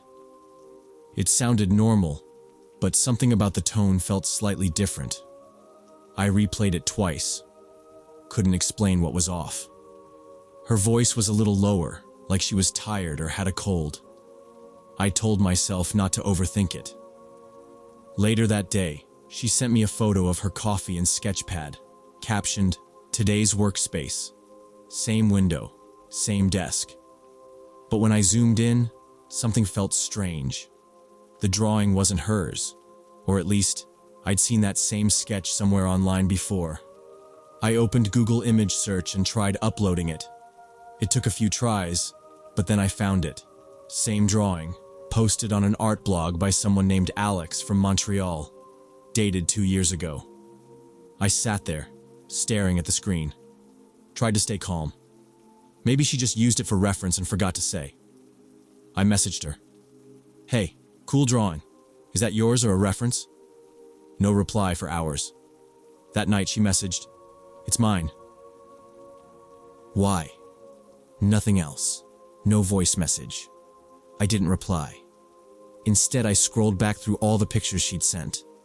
Most had no faces, just hands or legs or desks. A few had her face, sure, but they were older, months ago. I ran 2 more of those through reverse image search. One hit. The photo was from a Pinterest board titled "Cute Blonde Aesthetic." I felt my throat tighten. I sent a message. "Can you take a picture right now holding up 3 fingers? Read." No reply. After she ignored my request for the picture, I didn't say anything else for a day. I needed to think.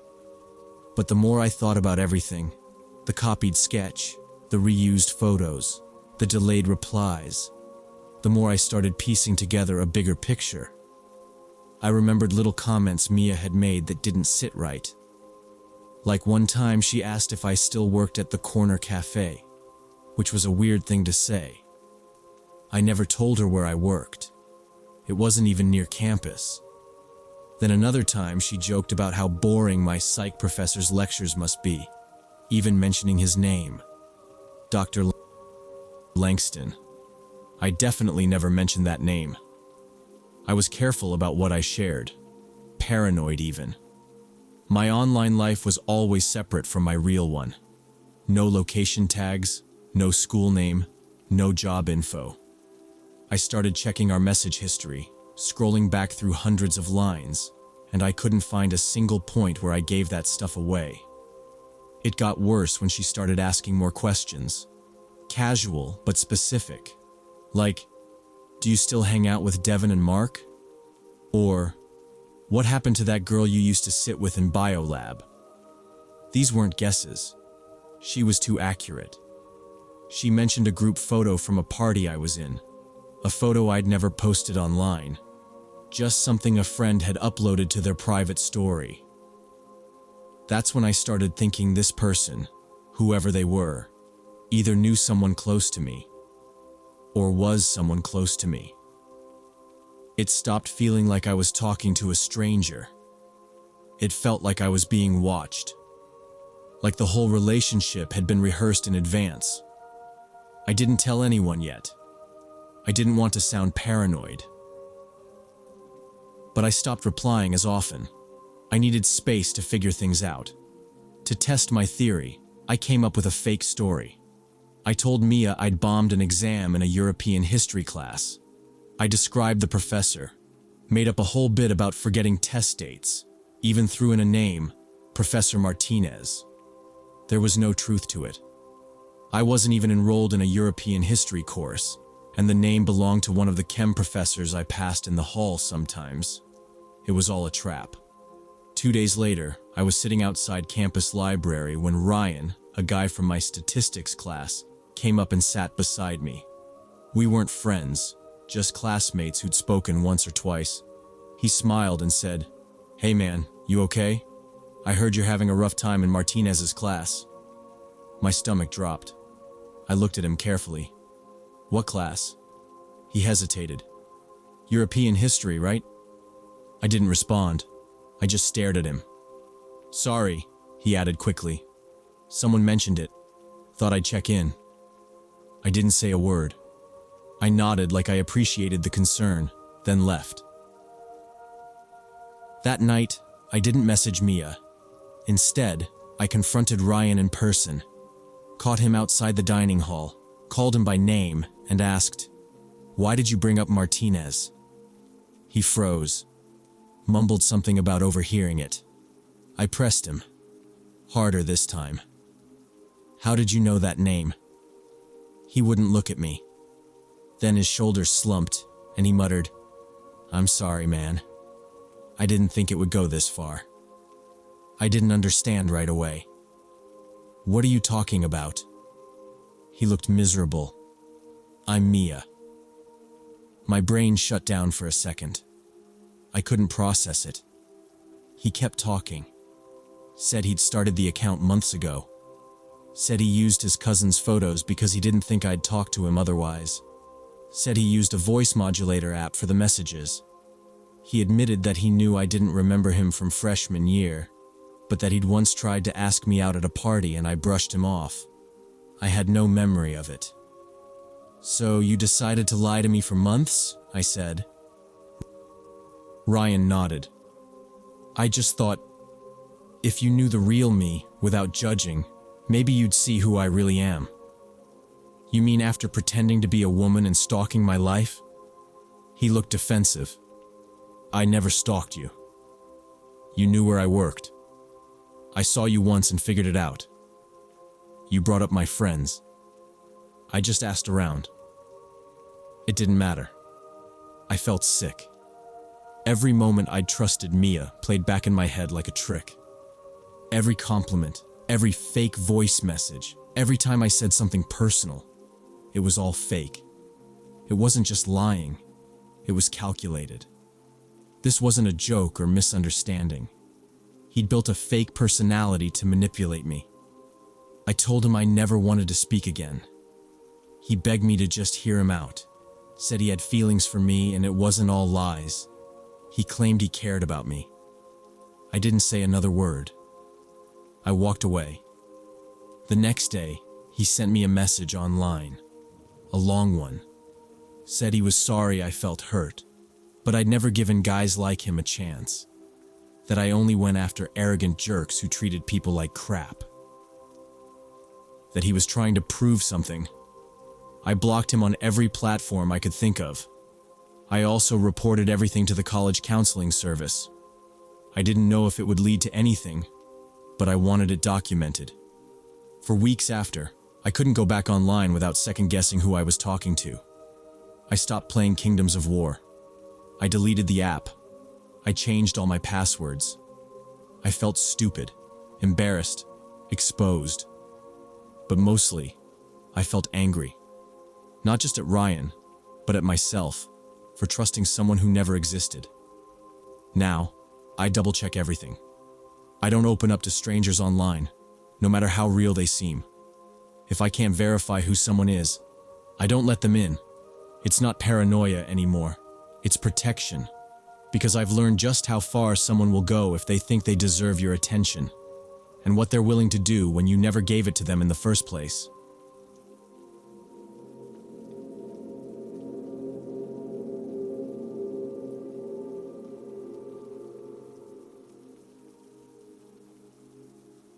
When I was 24 and working night shifts as a nurse, I downloaded Hinge on a slow Tuesday morning after a long shift. I wasn't looking for anything serious, just someone to talk to who didn't remind me of the hospital. That's how I ended up chatting with this guy named Ryan. His profile looked normal. Pics of him on a hiking trail, one playing guitar, one with a dog.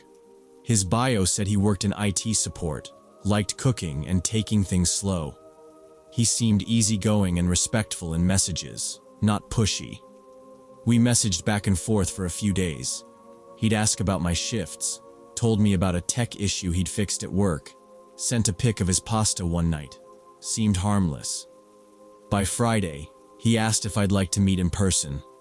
He suggested Riverside Park, near the shopping center, around 4 p.m. on Saturday. I liked that he picked a public place. It's open, busy, close to a bunch of restaurants in the main road. I agreed. We confirmed again Saturday morning. He even texted at 11 a.m. saying, "Looking forward to later," and sent the pin of the bench near the playground as the meeting spot. I took a long shower around 2, picked a casual sundress, threw on some sunscreen and left my place at 3:30. Traffic was light. I parked in the Target lot and walked over. It was bright out, and there were tons of people around.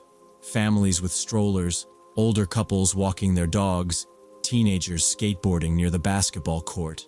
It felt like the right place for a first meetup. I reached the bench around 3:55.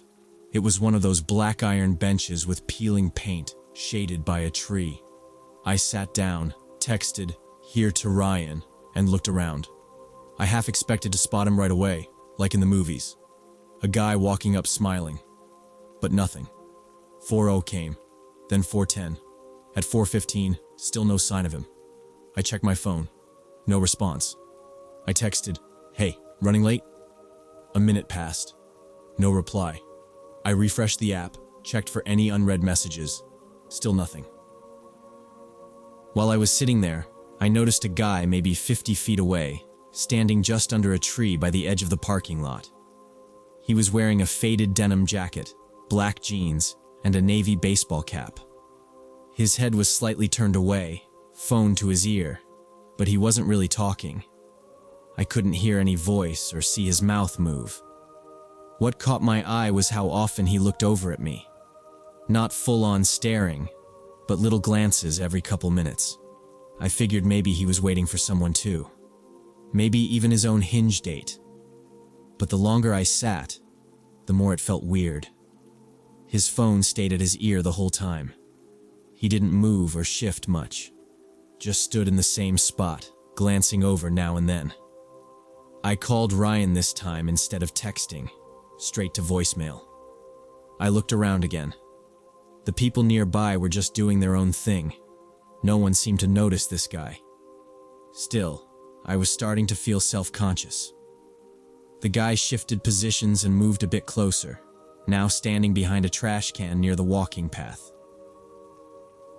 He still had his phone up, but he tilted his head like he was listening to something, eyes flicking in my direction again. I checked my messages once more. Nothing new. Ryan's profile picture was still the same, but it now showed he hadn't been active in a few hours. By 4:25, I wasn't sure what I was waiting for anymore. I wasn't panicking, but I was getting that edge, like something wasn't adding up. I looked back at the man in the jacket. He was now standing about 30 feet away, not doing anything, just standing. I stood up, slung my bag over my shoulder, and started walking slowly toward the food court area. I figured I'd grab a drink, kill time, maybe head home if Ryan didn't message. As I walked, I glanced back. Denim jacket guy had turned like he was stretching, and then started walking in the same direction I was heading. Not directly behind me, not fast. Just drifting that way. I passed a mom pushing a stroller and a group of teens sitting on the low brick wall. My phone buzzed. I pulled it out quick, hoping it was Ryan. But it wasn't. Just a spam email. I picked up my pace and entered the outdoor section of the shopping center. There's a small fountain in the middle, some benches, and a coffee place. I walked straight into the cafe and got in line. It was small inside, 3 people ahead of me. I glanced behind. The guy wasn't there. I let out a slow breath, stepped forward. When I left the cafe with my iced tea 10 minutes later, I scanned the area. Didn't see him. I started heading back to my car, took the side path instead of walking past the playground again. I was halfway across the parking lot when I noticed the same guy now leaning against a pole near the entrance ramp. He wasn't looking at me, just standing like he was waiting for someone to pick him up. But again, no phone in hand now, just standing there. I unlocked my car and got in quick, locked the doors, and sat still. He hadn't moved. I didn't want to seem paranoid, but I watched him in the rearview mirror as I pulled out. He turned slightly and looked directly at my car as I drove past. By 4:30, I accepted that Ryan wasn't coming. I stood up, dusted off the back of my dress, and slung my purse across my chest. As soon as I moved, the man in the denim jacket straightened up and took a few steps forward. I stayed facing away from him, pretending to scroll on my phone, but my eyes were watching the reflection in the dark screen. He was closing the distance slowly, but deliberately, still trying to act like he wasn't focused on me. I turned toward the path leading to the parking lot.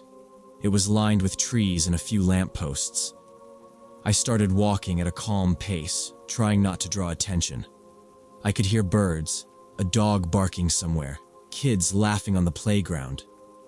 Everything else felt normal, but the sound of footsteps behind me didn't fit. They were soft but steady, matching my pace.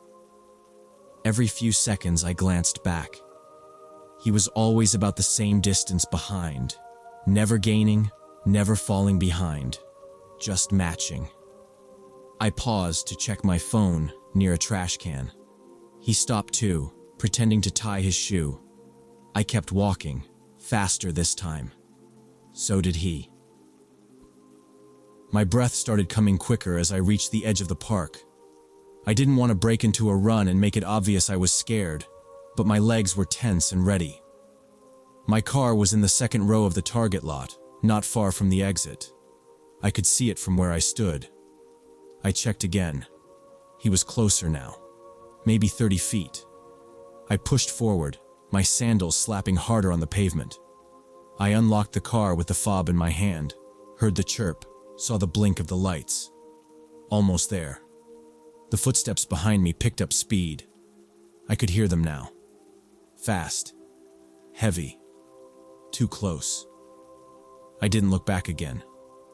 I hit the unlock button again just in case and reached for the handle. My keys almost slipped from my hand, but I got the door open and jumped in. Just as I slammed the door shut, the man reached the passenger side and pounded on the window. He was shouting something I couldn't hear, face twisted, eyes wild. He grabbed at the door handle, yanked it, then ran around to the back. I started the car with shaking hands, backed out without even looking, tires screeching as I reversed. He tried the rear passenger door next. It was locked. He pounded again, fists slamming into the glass. I threw the car into drive and floored it out of the lot. As I passed the main entrance, I caught a last glimpse of him in the mirror, standing still, hands at his sides, watching me go. He didn't chase, didn't shout, just stared. I didn't stop driving until I reached the police station 6 blocks away. I pulled into the lot and sat in the car for a minute to catch my breath. Then I walked inside and told the officer at the front desk everything. From the messages with Ryan, to the park, to the man chasing me to the car. I didn't cry or break down, just laid it all out. The officer took notes, asked for my phone, and I showed him the profile. But by then, it was gone. Ryan's profile had vanished. No trace of our chats, no name in my match history, like it had never existed. At home later, I did a reverse image search on one of the pictures Ryan had used, the one with the dog on the hiking trail. It didn't take long. The real guy was some college student from Arizona. His Instagram was full of travel pics and had nothing to do with New York. I felt sick looking at it. The entire thing had been planned. Someone had stolen this guy's pictures, made a fake profile, matched with me, chatted just long enough to get me to agree to meet, and picked a place where there were enough people to seem safe, but open enough that no one would notice if something went wrong. If I hadn't parked so close, if I'd sat there just 10 minutes longer, if I'd walked down a quieter path, I don't know what would have happened. I still use dating apps sometimes, but I only meet people in public cafes or restaurants now. Always during the day, always in crowded spots. I let someone know where I'm going, share my location, and never let my guard down. Because no matter how normal someone seems on an app, you don't know who's actually waiting for you.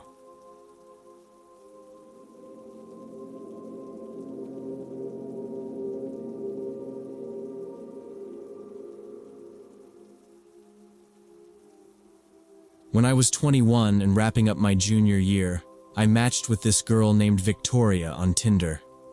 She had a nice smile, long brown hair, and her profile said she liked documentaries and road trips. We ended up meeting at a coffee shop close to campus on a Thursday afternoon. The place was half full, low music playing, nothing fancy, but she made the time feel like it flew by. She talked a lot about journalism. She was working on a piece for her college newspaper, and somehow made it interesting. I told her about this dumb road trip I took with my roommates, and she laughed, even when the jokes didn't land. We were there for almost 2 hours. It wasn't awkward, and the conversation didn't feel forced. When we left, we didn't kiss or anything, just a hug and a "see you later" from her.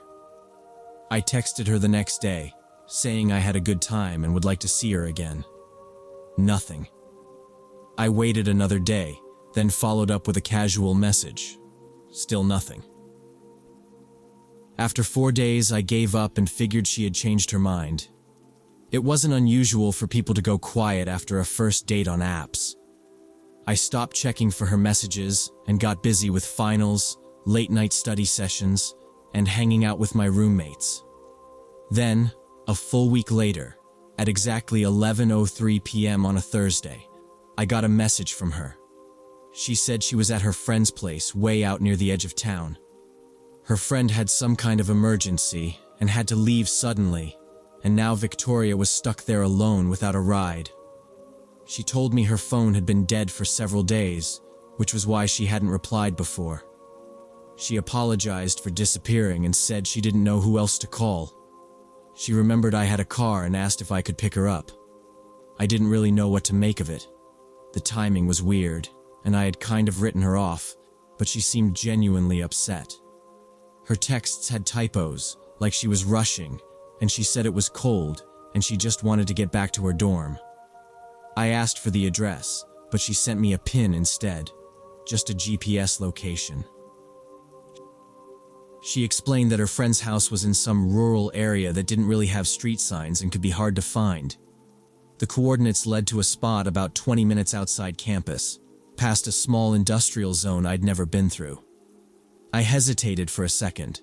Maybe she was playing some weird game, but she followed up with another text. "Please, I'm really stuck here." I grabbed my keys, told my roommate I was going out to help someone, and left. I had an old Corolla that rattled when it hit potholes, and the roads got worse the farther I drove. At first it was just cracked asphalt, then uneven gravel. The GPS guided me past a row of shuttered shops, an abandoned gas station, and then a 2-lane road lined with trees on both sides. I slowed down and turned off the music. There were barely any lights out there. After a while, I passed a rusted mailbox in a small clearing with 2 houses set back from the road. The pin was about 100 yards past that. No other cars, no visible street lamps. I kept driving, watching the blue dot on my screen creep toward the red one. Finally, the GPS said I'd arrived. I stopped in front of a chain-link gate that was partially open. Behind it, there was a gravel driveway leading into a patch of woods. I didn't see any house lights or movement, just the narrow path and trees. I texted her. "I think I'm here?" A minute passed. Then, "Yeah, I see your lights. Just pull in and I'll come out. I eased my car forward onto the gravel, the tires crunching loudly. The trees closed in a little as I went, branches low enough to brush the roof of my car. I was going slow, maybe 10 miles an hour, glancing around for a house or porch light. I expected her to be waiting by the door or something, but I didn't see anyone. The path curved slightly to the left, and that's when I saw a small single-story house. It looked old, paint peeling, no porch light. There was a pickup truck parked off to the side, half covered in a tarp. A window was lit, faintly, but no one was outside. I parked about 20 feet from the house, cut the engine, and waited. I texted again. "I'm here." No answer. I waited, staring at the screen. A full 2 minutes passed before I saw the front door open. A figure stepped out. It was hard to tell who it was at first. No porch light, just that faint glow behind them. They didn't wave. They didn't move toward the car. Just stood there. I opened my window a crack and leaned out. "Victoria?" No answer. The figure stepped back inside and closed the door. The GPS led me past the edge of campus, down a long stretch of highway that turned into narrow, cracked streets. I followed it past a few strip malls and run-down gas stations, and then into an industrial zone I didn't even know existed. Huge buildings sat far back from the road, most with broken windows and graffiti on their walls. Some looked like old storage warehouses, others like factories that had been out of business for decades. There were no other cars parked anywhere, no lights on. Just my headlights cutting through the dark and the occasional crunch of broken glass under my tires. Almost all the streetlights were dead. The ones still working flickered every few seconds like they were about to go out. The pavement was rough and full of potholes. I slowed down, checking my GPS again. The pin led to a narrow service road between two big warehouse buildings, both with rusted loading docks and boarded-up windows. I turned in carefully, tires bumping over uneven concrete. The alley was barely wide enough for my car, and on both sides were solid brick walls, maybe 3 stories high.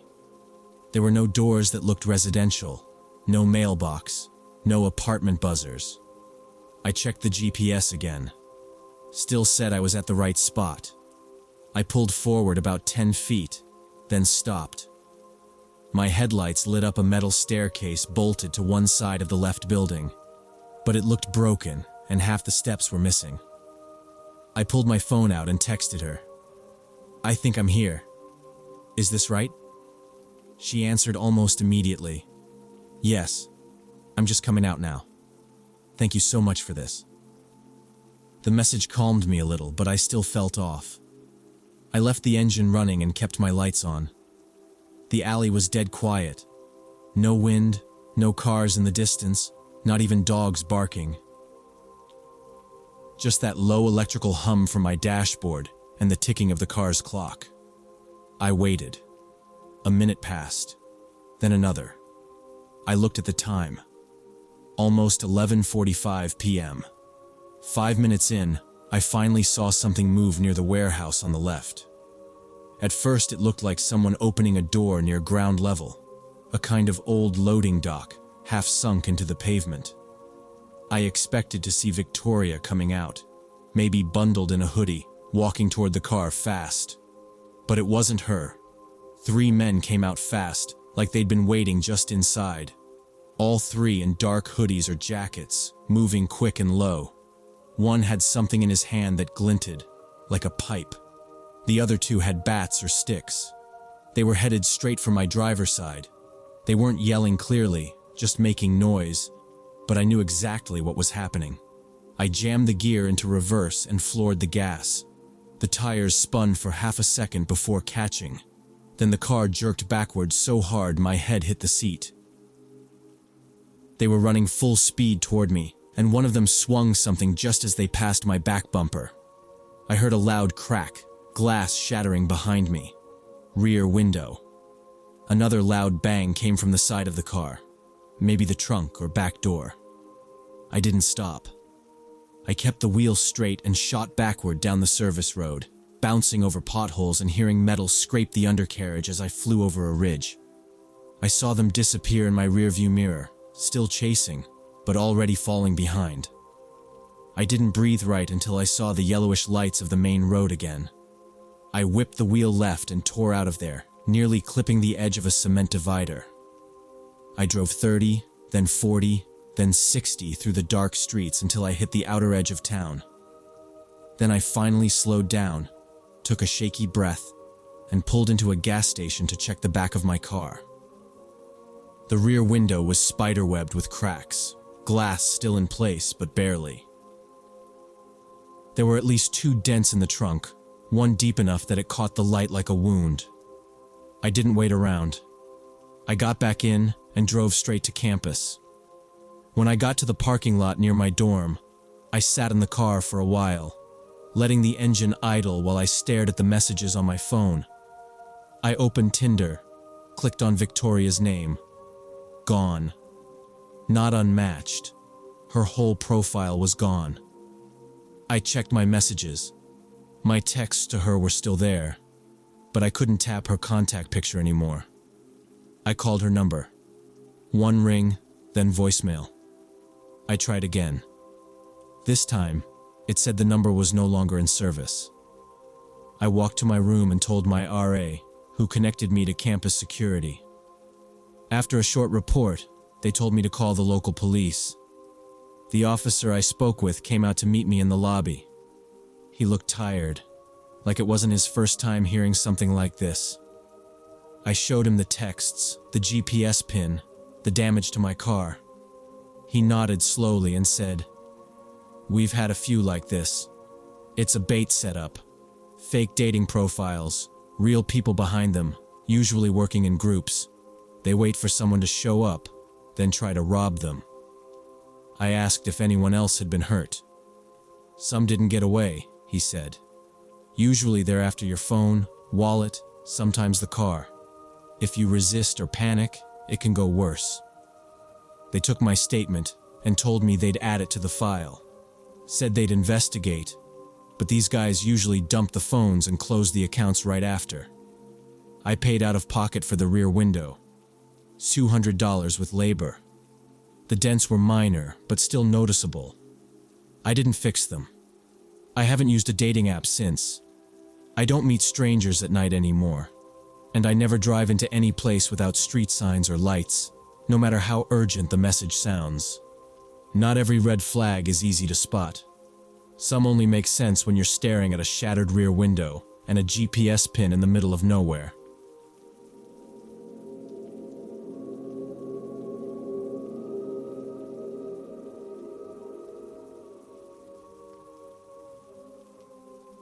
When I was 26, working as a graphic designer in Portland, I decided to try Tinder again after splitting up with my ex. I wasn't looking for anything serious, just maybe to meet someone normal and see how it went. After a few days of swiping, I matched with Brad. He was 29, worked in marketing, and had a clean, put-together look in his photos. Button-up shirts, coffee shops, hiking trails. Our chat lasted about a week. He was polite, a little funny, and didn't come on too strong. We talked about local food spots, favorite shows, and what we did for work. I mentioned that I liked going to Blue Star Coffee during lunch breaks, because it was just a few blocks from my office and always busy. Brad suggested meeting there on a Thursday around noon. I agreed. A public spot in broad daylight seemed like the best way to go, especially after a few awkward first dates in quieter places. That Wednesday night, I didn't feel nervous, just hopeful. I wore a navy blue dress, nothing fancy, and planned to walk over during my lunch hour. The weather was typical for April in Portland, overcast, but dry. Everything about it felt normal, like just another lunch break, except I was finally going to meet someone who seemed halfway decent. I got there right on time, around 12:05. Brad was already inside, sitting at a corner table near the window. He looked just like his pictures. Average build, clean-shaven, dark hair, plaid shirt. He smiled and waved as soon as he saw me. I smiled back, a little relieved already. I'd been catfished before, so just having him look like his photos felt like a win. On the table was a coffee waiting for me. He said, "I figured you'd want a cold brew with oat milk and 2 shots. Hope I got that right." It caught me off guard because I never told him that. I blinked, paused, then said something like, "That's really specific. Did I mention that?" He just laughed and said, "You look like someone who needs the extra caffeine." His smile stayed on his face, but he didn't laugh like it was a joke. He just looked at me, holding eye contact longer than I expected. I laughed awkwardly, took a sip. It was exactly how I ordered it every day, and sat down. We talked about work first. He asked where my office was, and I pointed vaguely out the window toward the general area. Then he asked what time I usually got in and when I left. I answered vaguely again, saying it changed depending on the day. He nodded slowly, like he was writing it down in his head.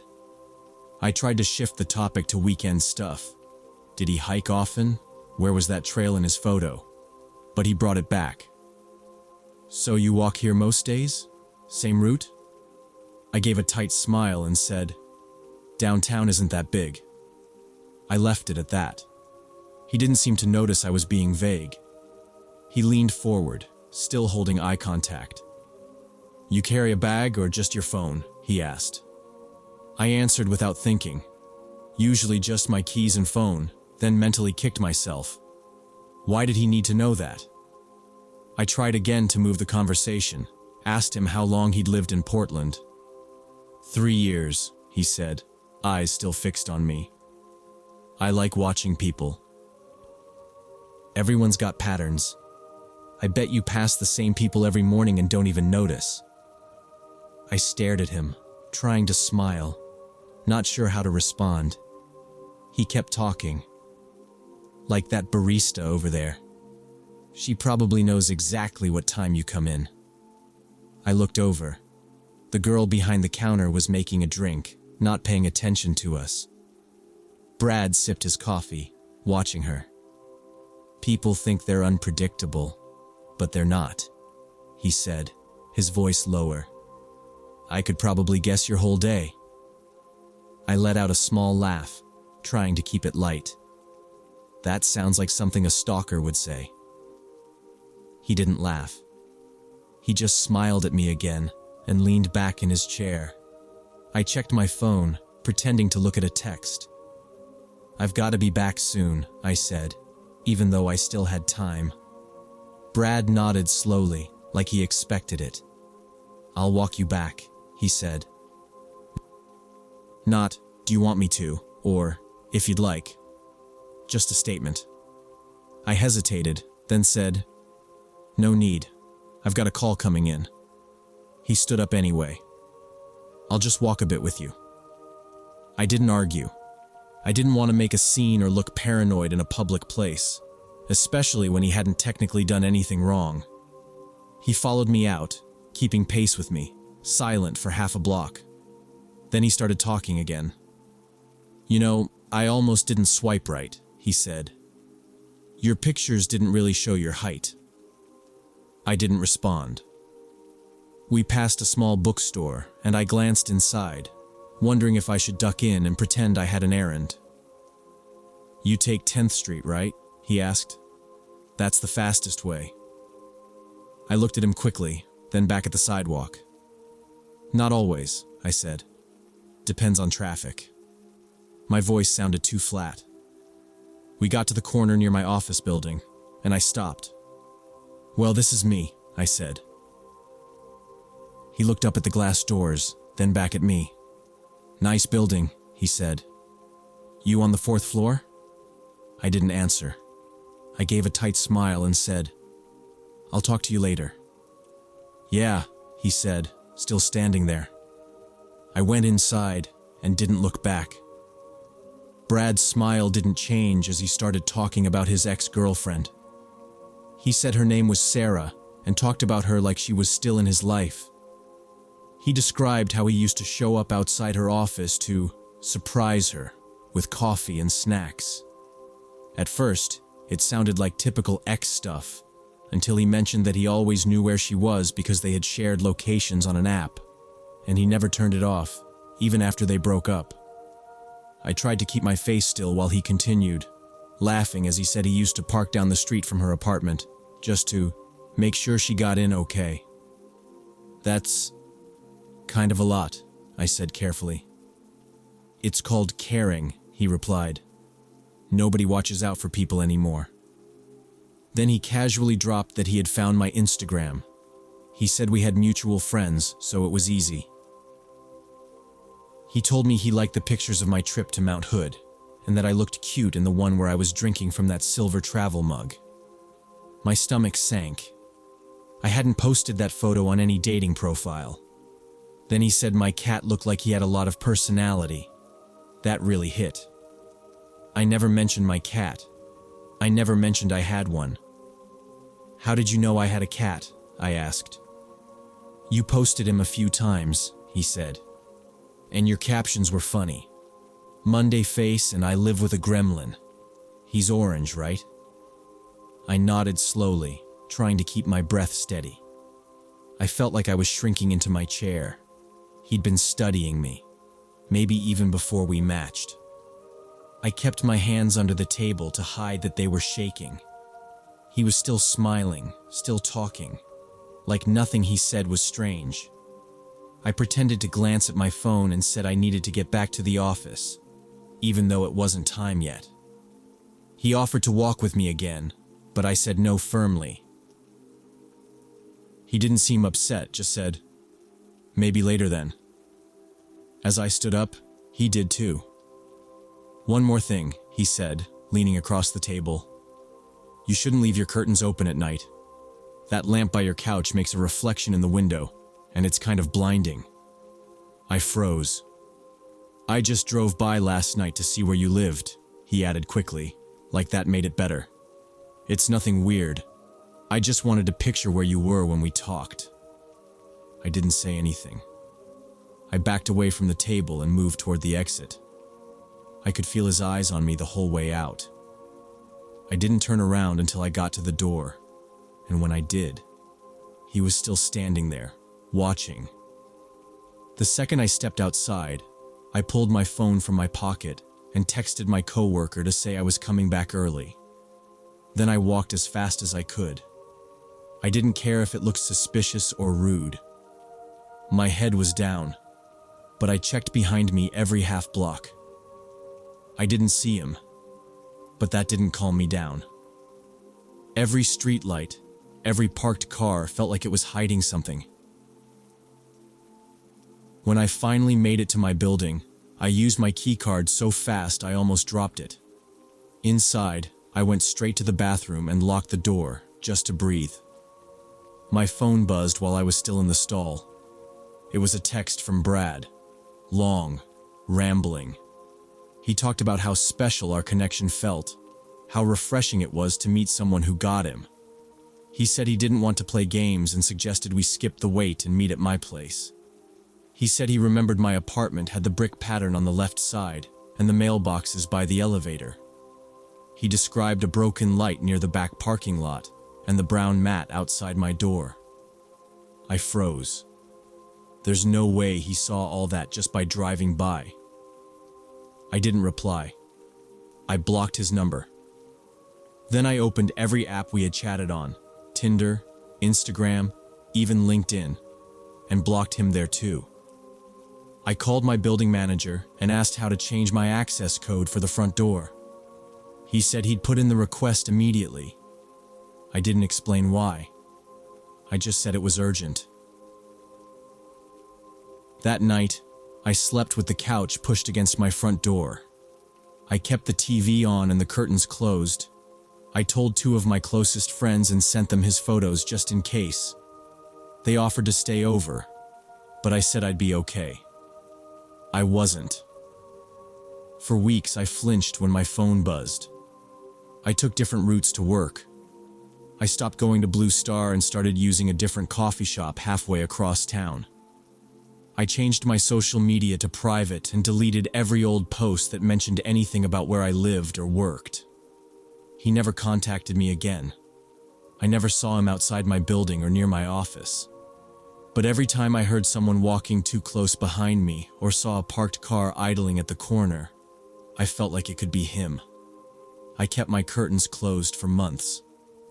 I added a second lock to my door. Sometimes I think back to that first week of chatting, how easy it felt. Now I wonder if he was already watching me before we matched. Maybe matching on Tinder wasn't the beginning. Maybe it was just the part where he let me know he was there.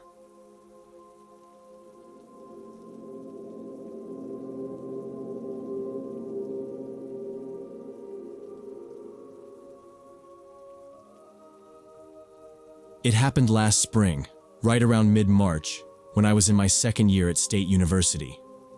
I lived in Palmer Hall, one of the older dorm buildings tucked behind the campus bookstore. My roommate Jessica and I had a decent setup: bunked beds, a mini fridge, and a third-hand rug she'd brought from home. We weren't super close, but she was easy to live with, and we had a good system going. I'd been on Tinder for a couple months at that point, mostly just chatting. I never took it too seriously. Lots of college guys just wanted quick hookups or sent the same lazy hey messages. But Marcus stood out. He was 24, said he worked in software support for a company in town, and his texts were thoughtful. He asked what I wanted to do after graduation, asked about classes, even gave podcast recommendations. He didn't rush anything, and I liked that.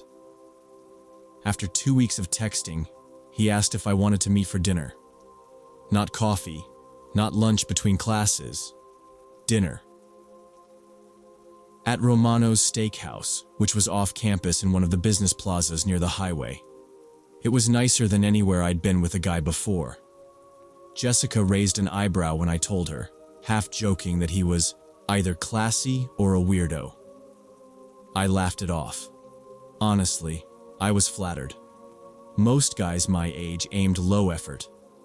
I wore a black top I'd been saving for something nice, straightened my hair, and borrowed Jessica's better pair of heels. She even let me use her perfume, which was kind of her because she's usually weird about sharing stuff like that. I remember checking my phone twice for his text when I was standing by the dorm's side door. He was exactly on time. Marcus pulled up in a silver Civic, clean but not flashy.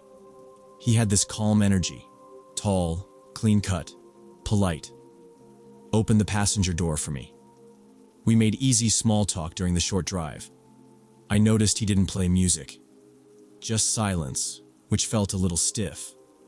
But I figured maybe he was trying to focus on conversation. Romano's was quiet that night.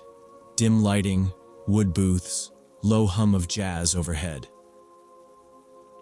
He complimented my outfit and pulled out my chair, which nobody ever did. Over appetizers, we talked about majors, jobs, and how weird it was that COVID had thrown off our freshman year. He told me about his job helping clients set up systems for remote work. It sounded kind of boring, but he made it sound smart, confident, but not braggy. At some point during the meal, he asked where I lived on campus. I didn't think much of it and said Palmer Hall. He smiled and asked what floor I was on. I hesitated for a second but just said, "Second." He nodded, then asked if I had a roommate. I said yes and gave Jessica's name. He kept smiling, not in a creepy way, just steady. But then he asked what side of the building we were on, west or east.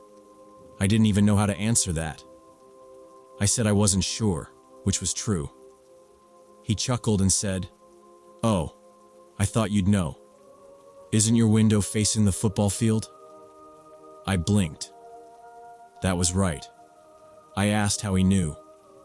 He brushed it off and said, "Just a guess." I didn't know what to say to that. From there, he kept circling back to my dorm. asked how strict the RAs were, if visitors had to check in, if doors locked automatically. It started to feel weird. I gave shorter answers and tried to steer the conversation elsewhere. I mentioned a professor I liked, a project I was working on, but he just nodded and returned to more personal stuff. What time I usually got back to my room, if I ever stayed at the library late, how often I went home on weekends. The whole time, he never broke eye contact. Not in an aggressive way, just fixed, like he was cataloging everything I said. His smile didn't change, and his tone stayed soft and friendly. That made it harder to call out. I told myself maybe he was just awkward. Maybe he didn't realize he was pushing boundaries. When the check came, he paid without blinking. I thanked him, said it was really nice of him. He nodded and said, "Yeah, I wanted to do something special." He offered to drive me back, and I didn't want to seem rude, so I said okay. In the car, he asked if I wanted to stop by his place. I said I had to finish a paper. He laughed and said, "Another time then." But his tone felt too knowing. As we pulled up in front of Palmer Hall, I reached for the door handle. He leaned a bit closer and said, "So, which side's your room on again?" I paused. "I don't really know directions," I said. "Left side when you come in, I guess." He smiled again and said, "Cool. Second floor, left side." I stepped out and closed the door gently. He waited a moment, then drove off. I didn't go inside right away. I stood by the brick wall near the bike rack, pretending to look at my phone, and watched his taillights disappear. During dessert, the questions got sharper. Marcus leaned forward a bit, his voice soft, still polite. But the things he was asking made me feel tense.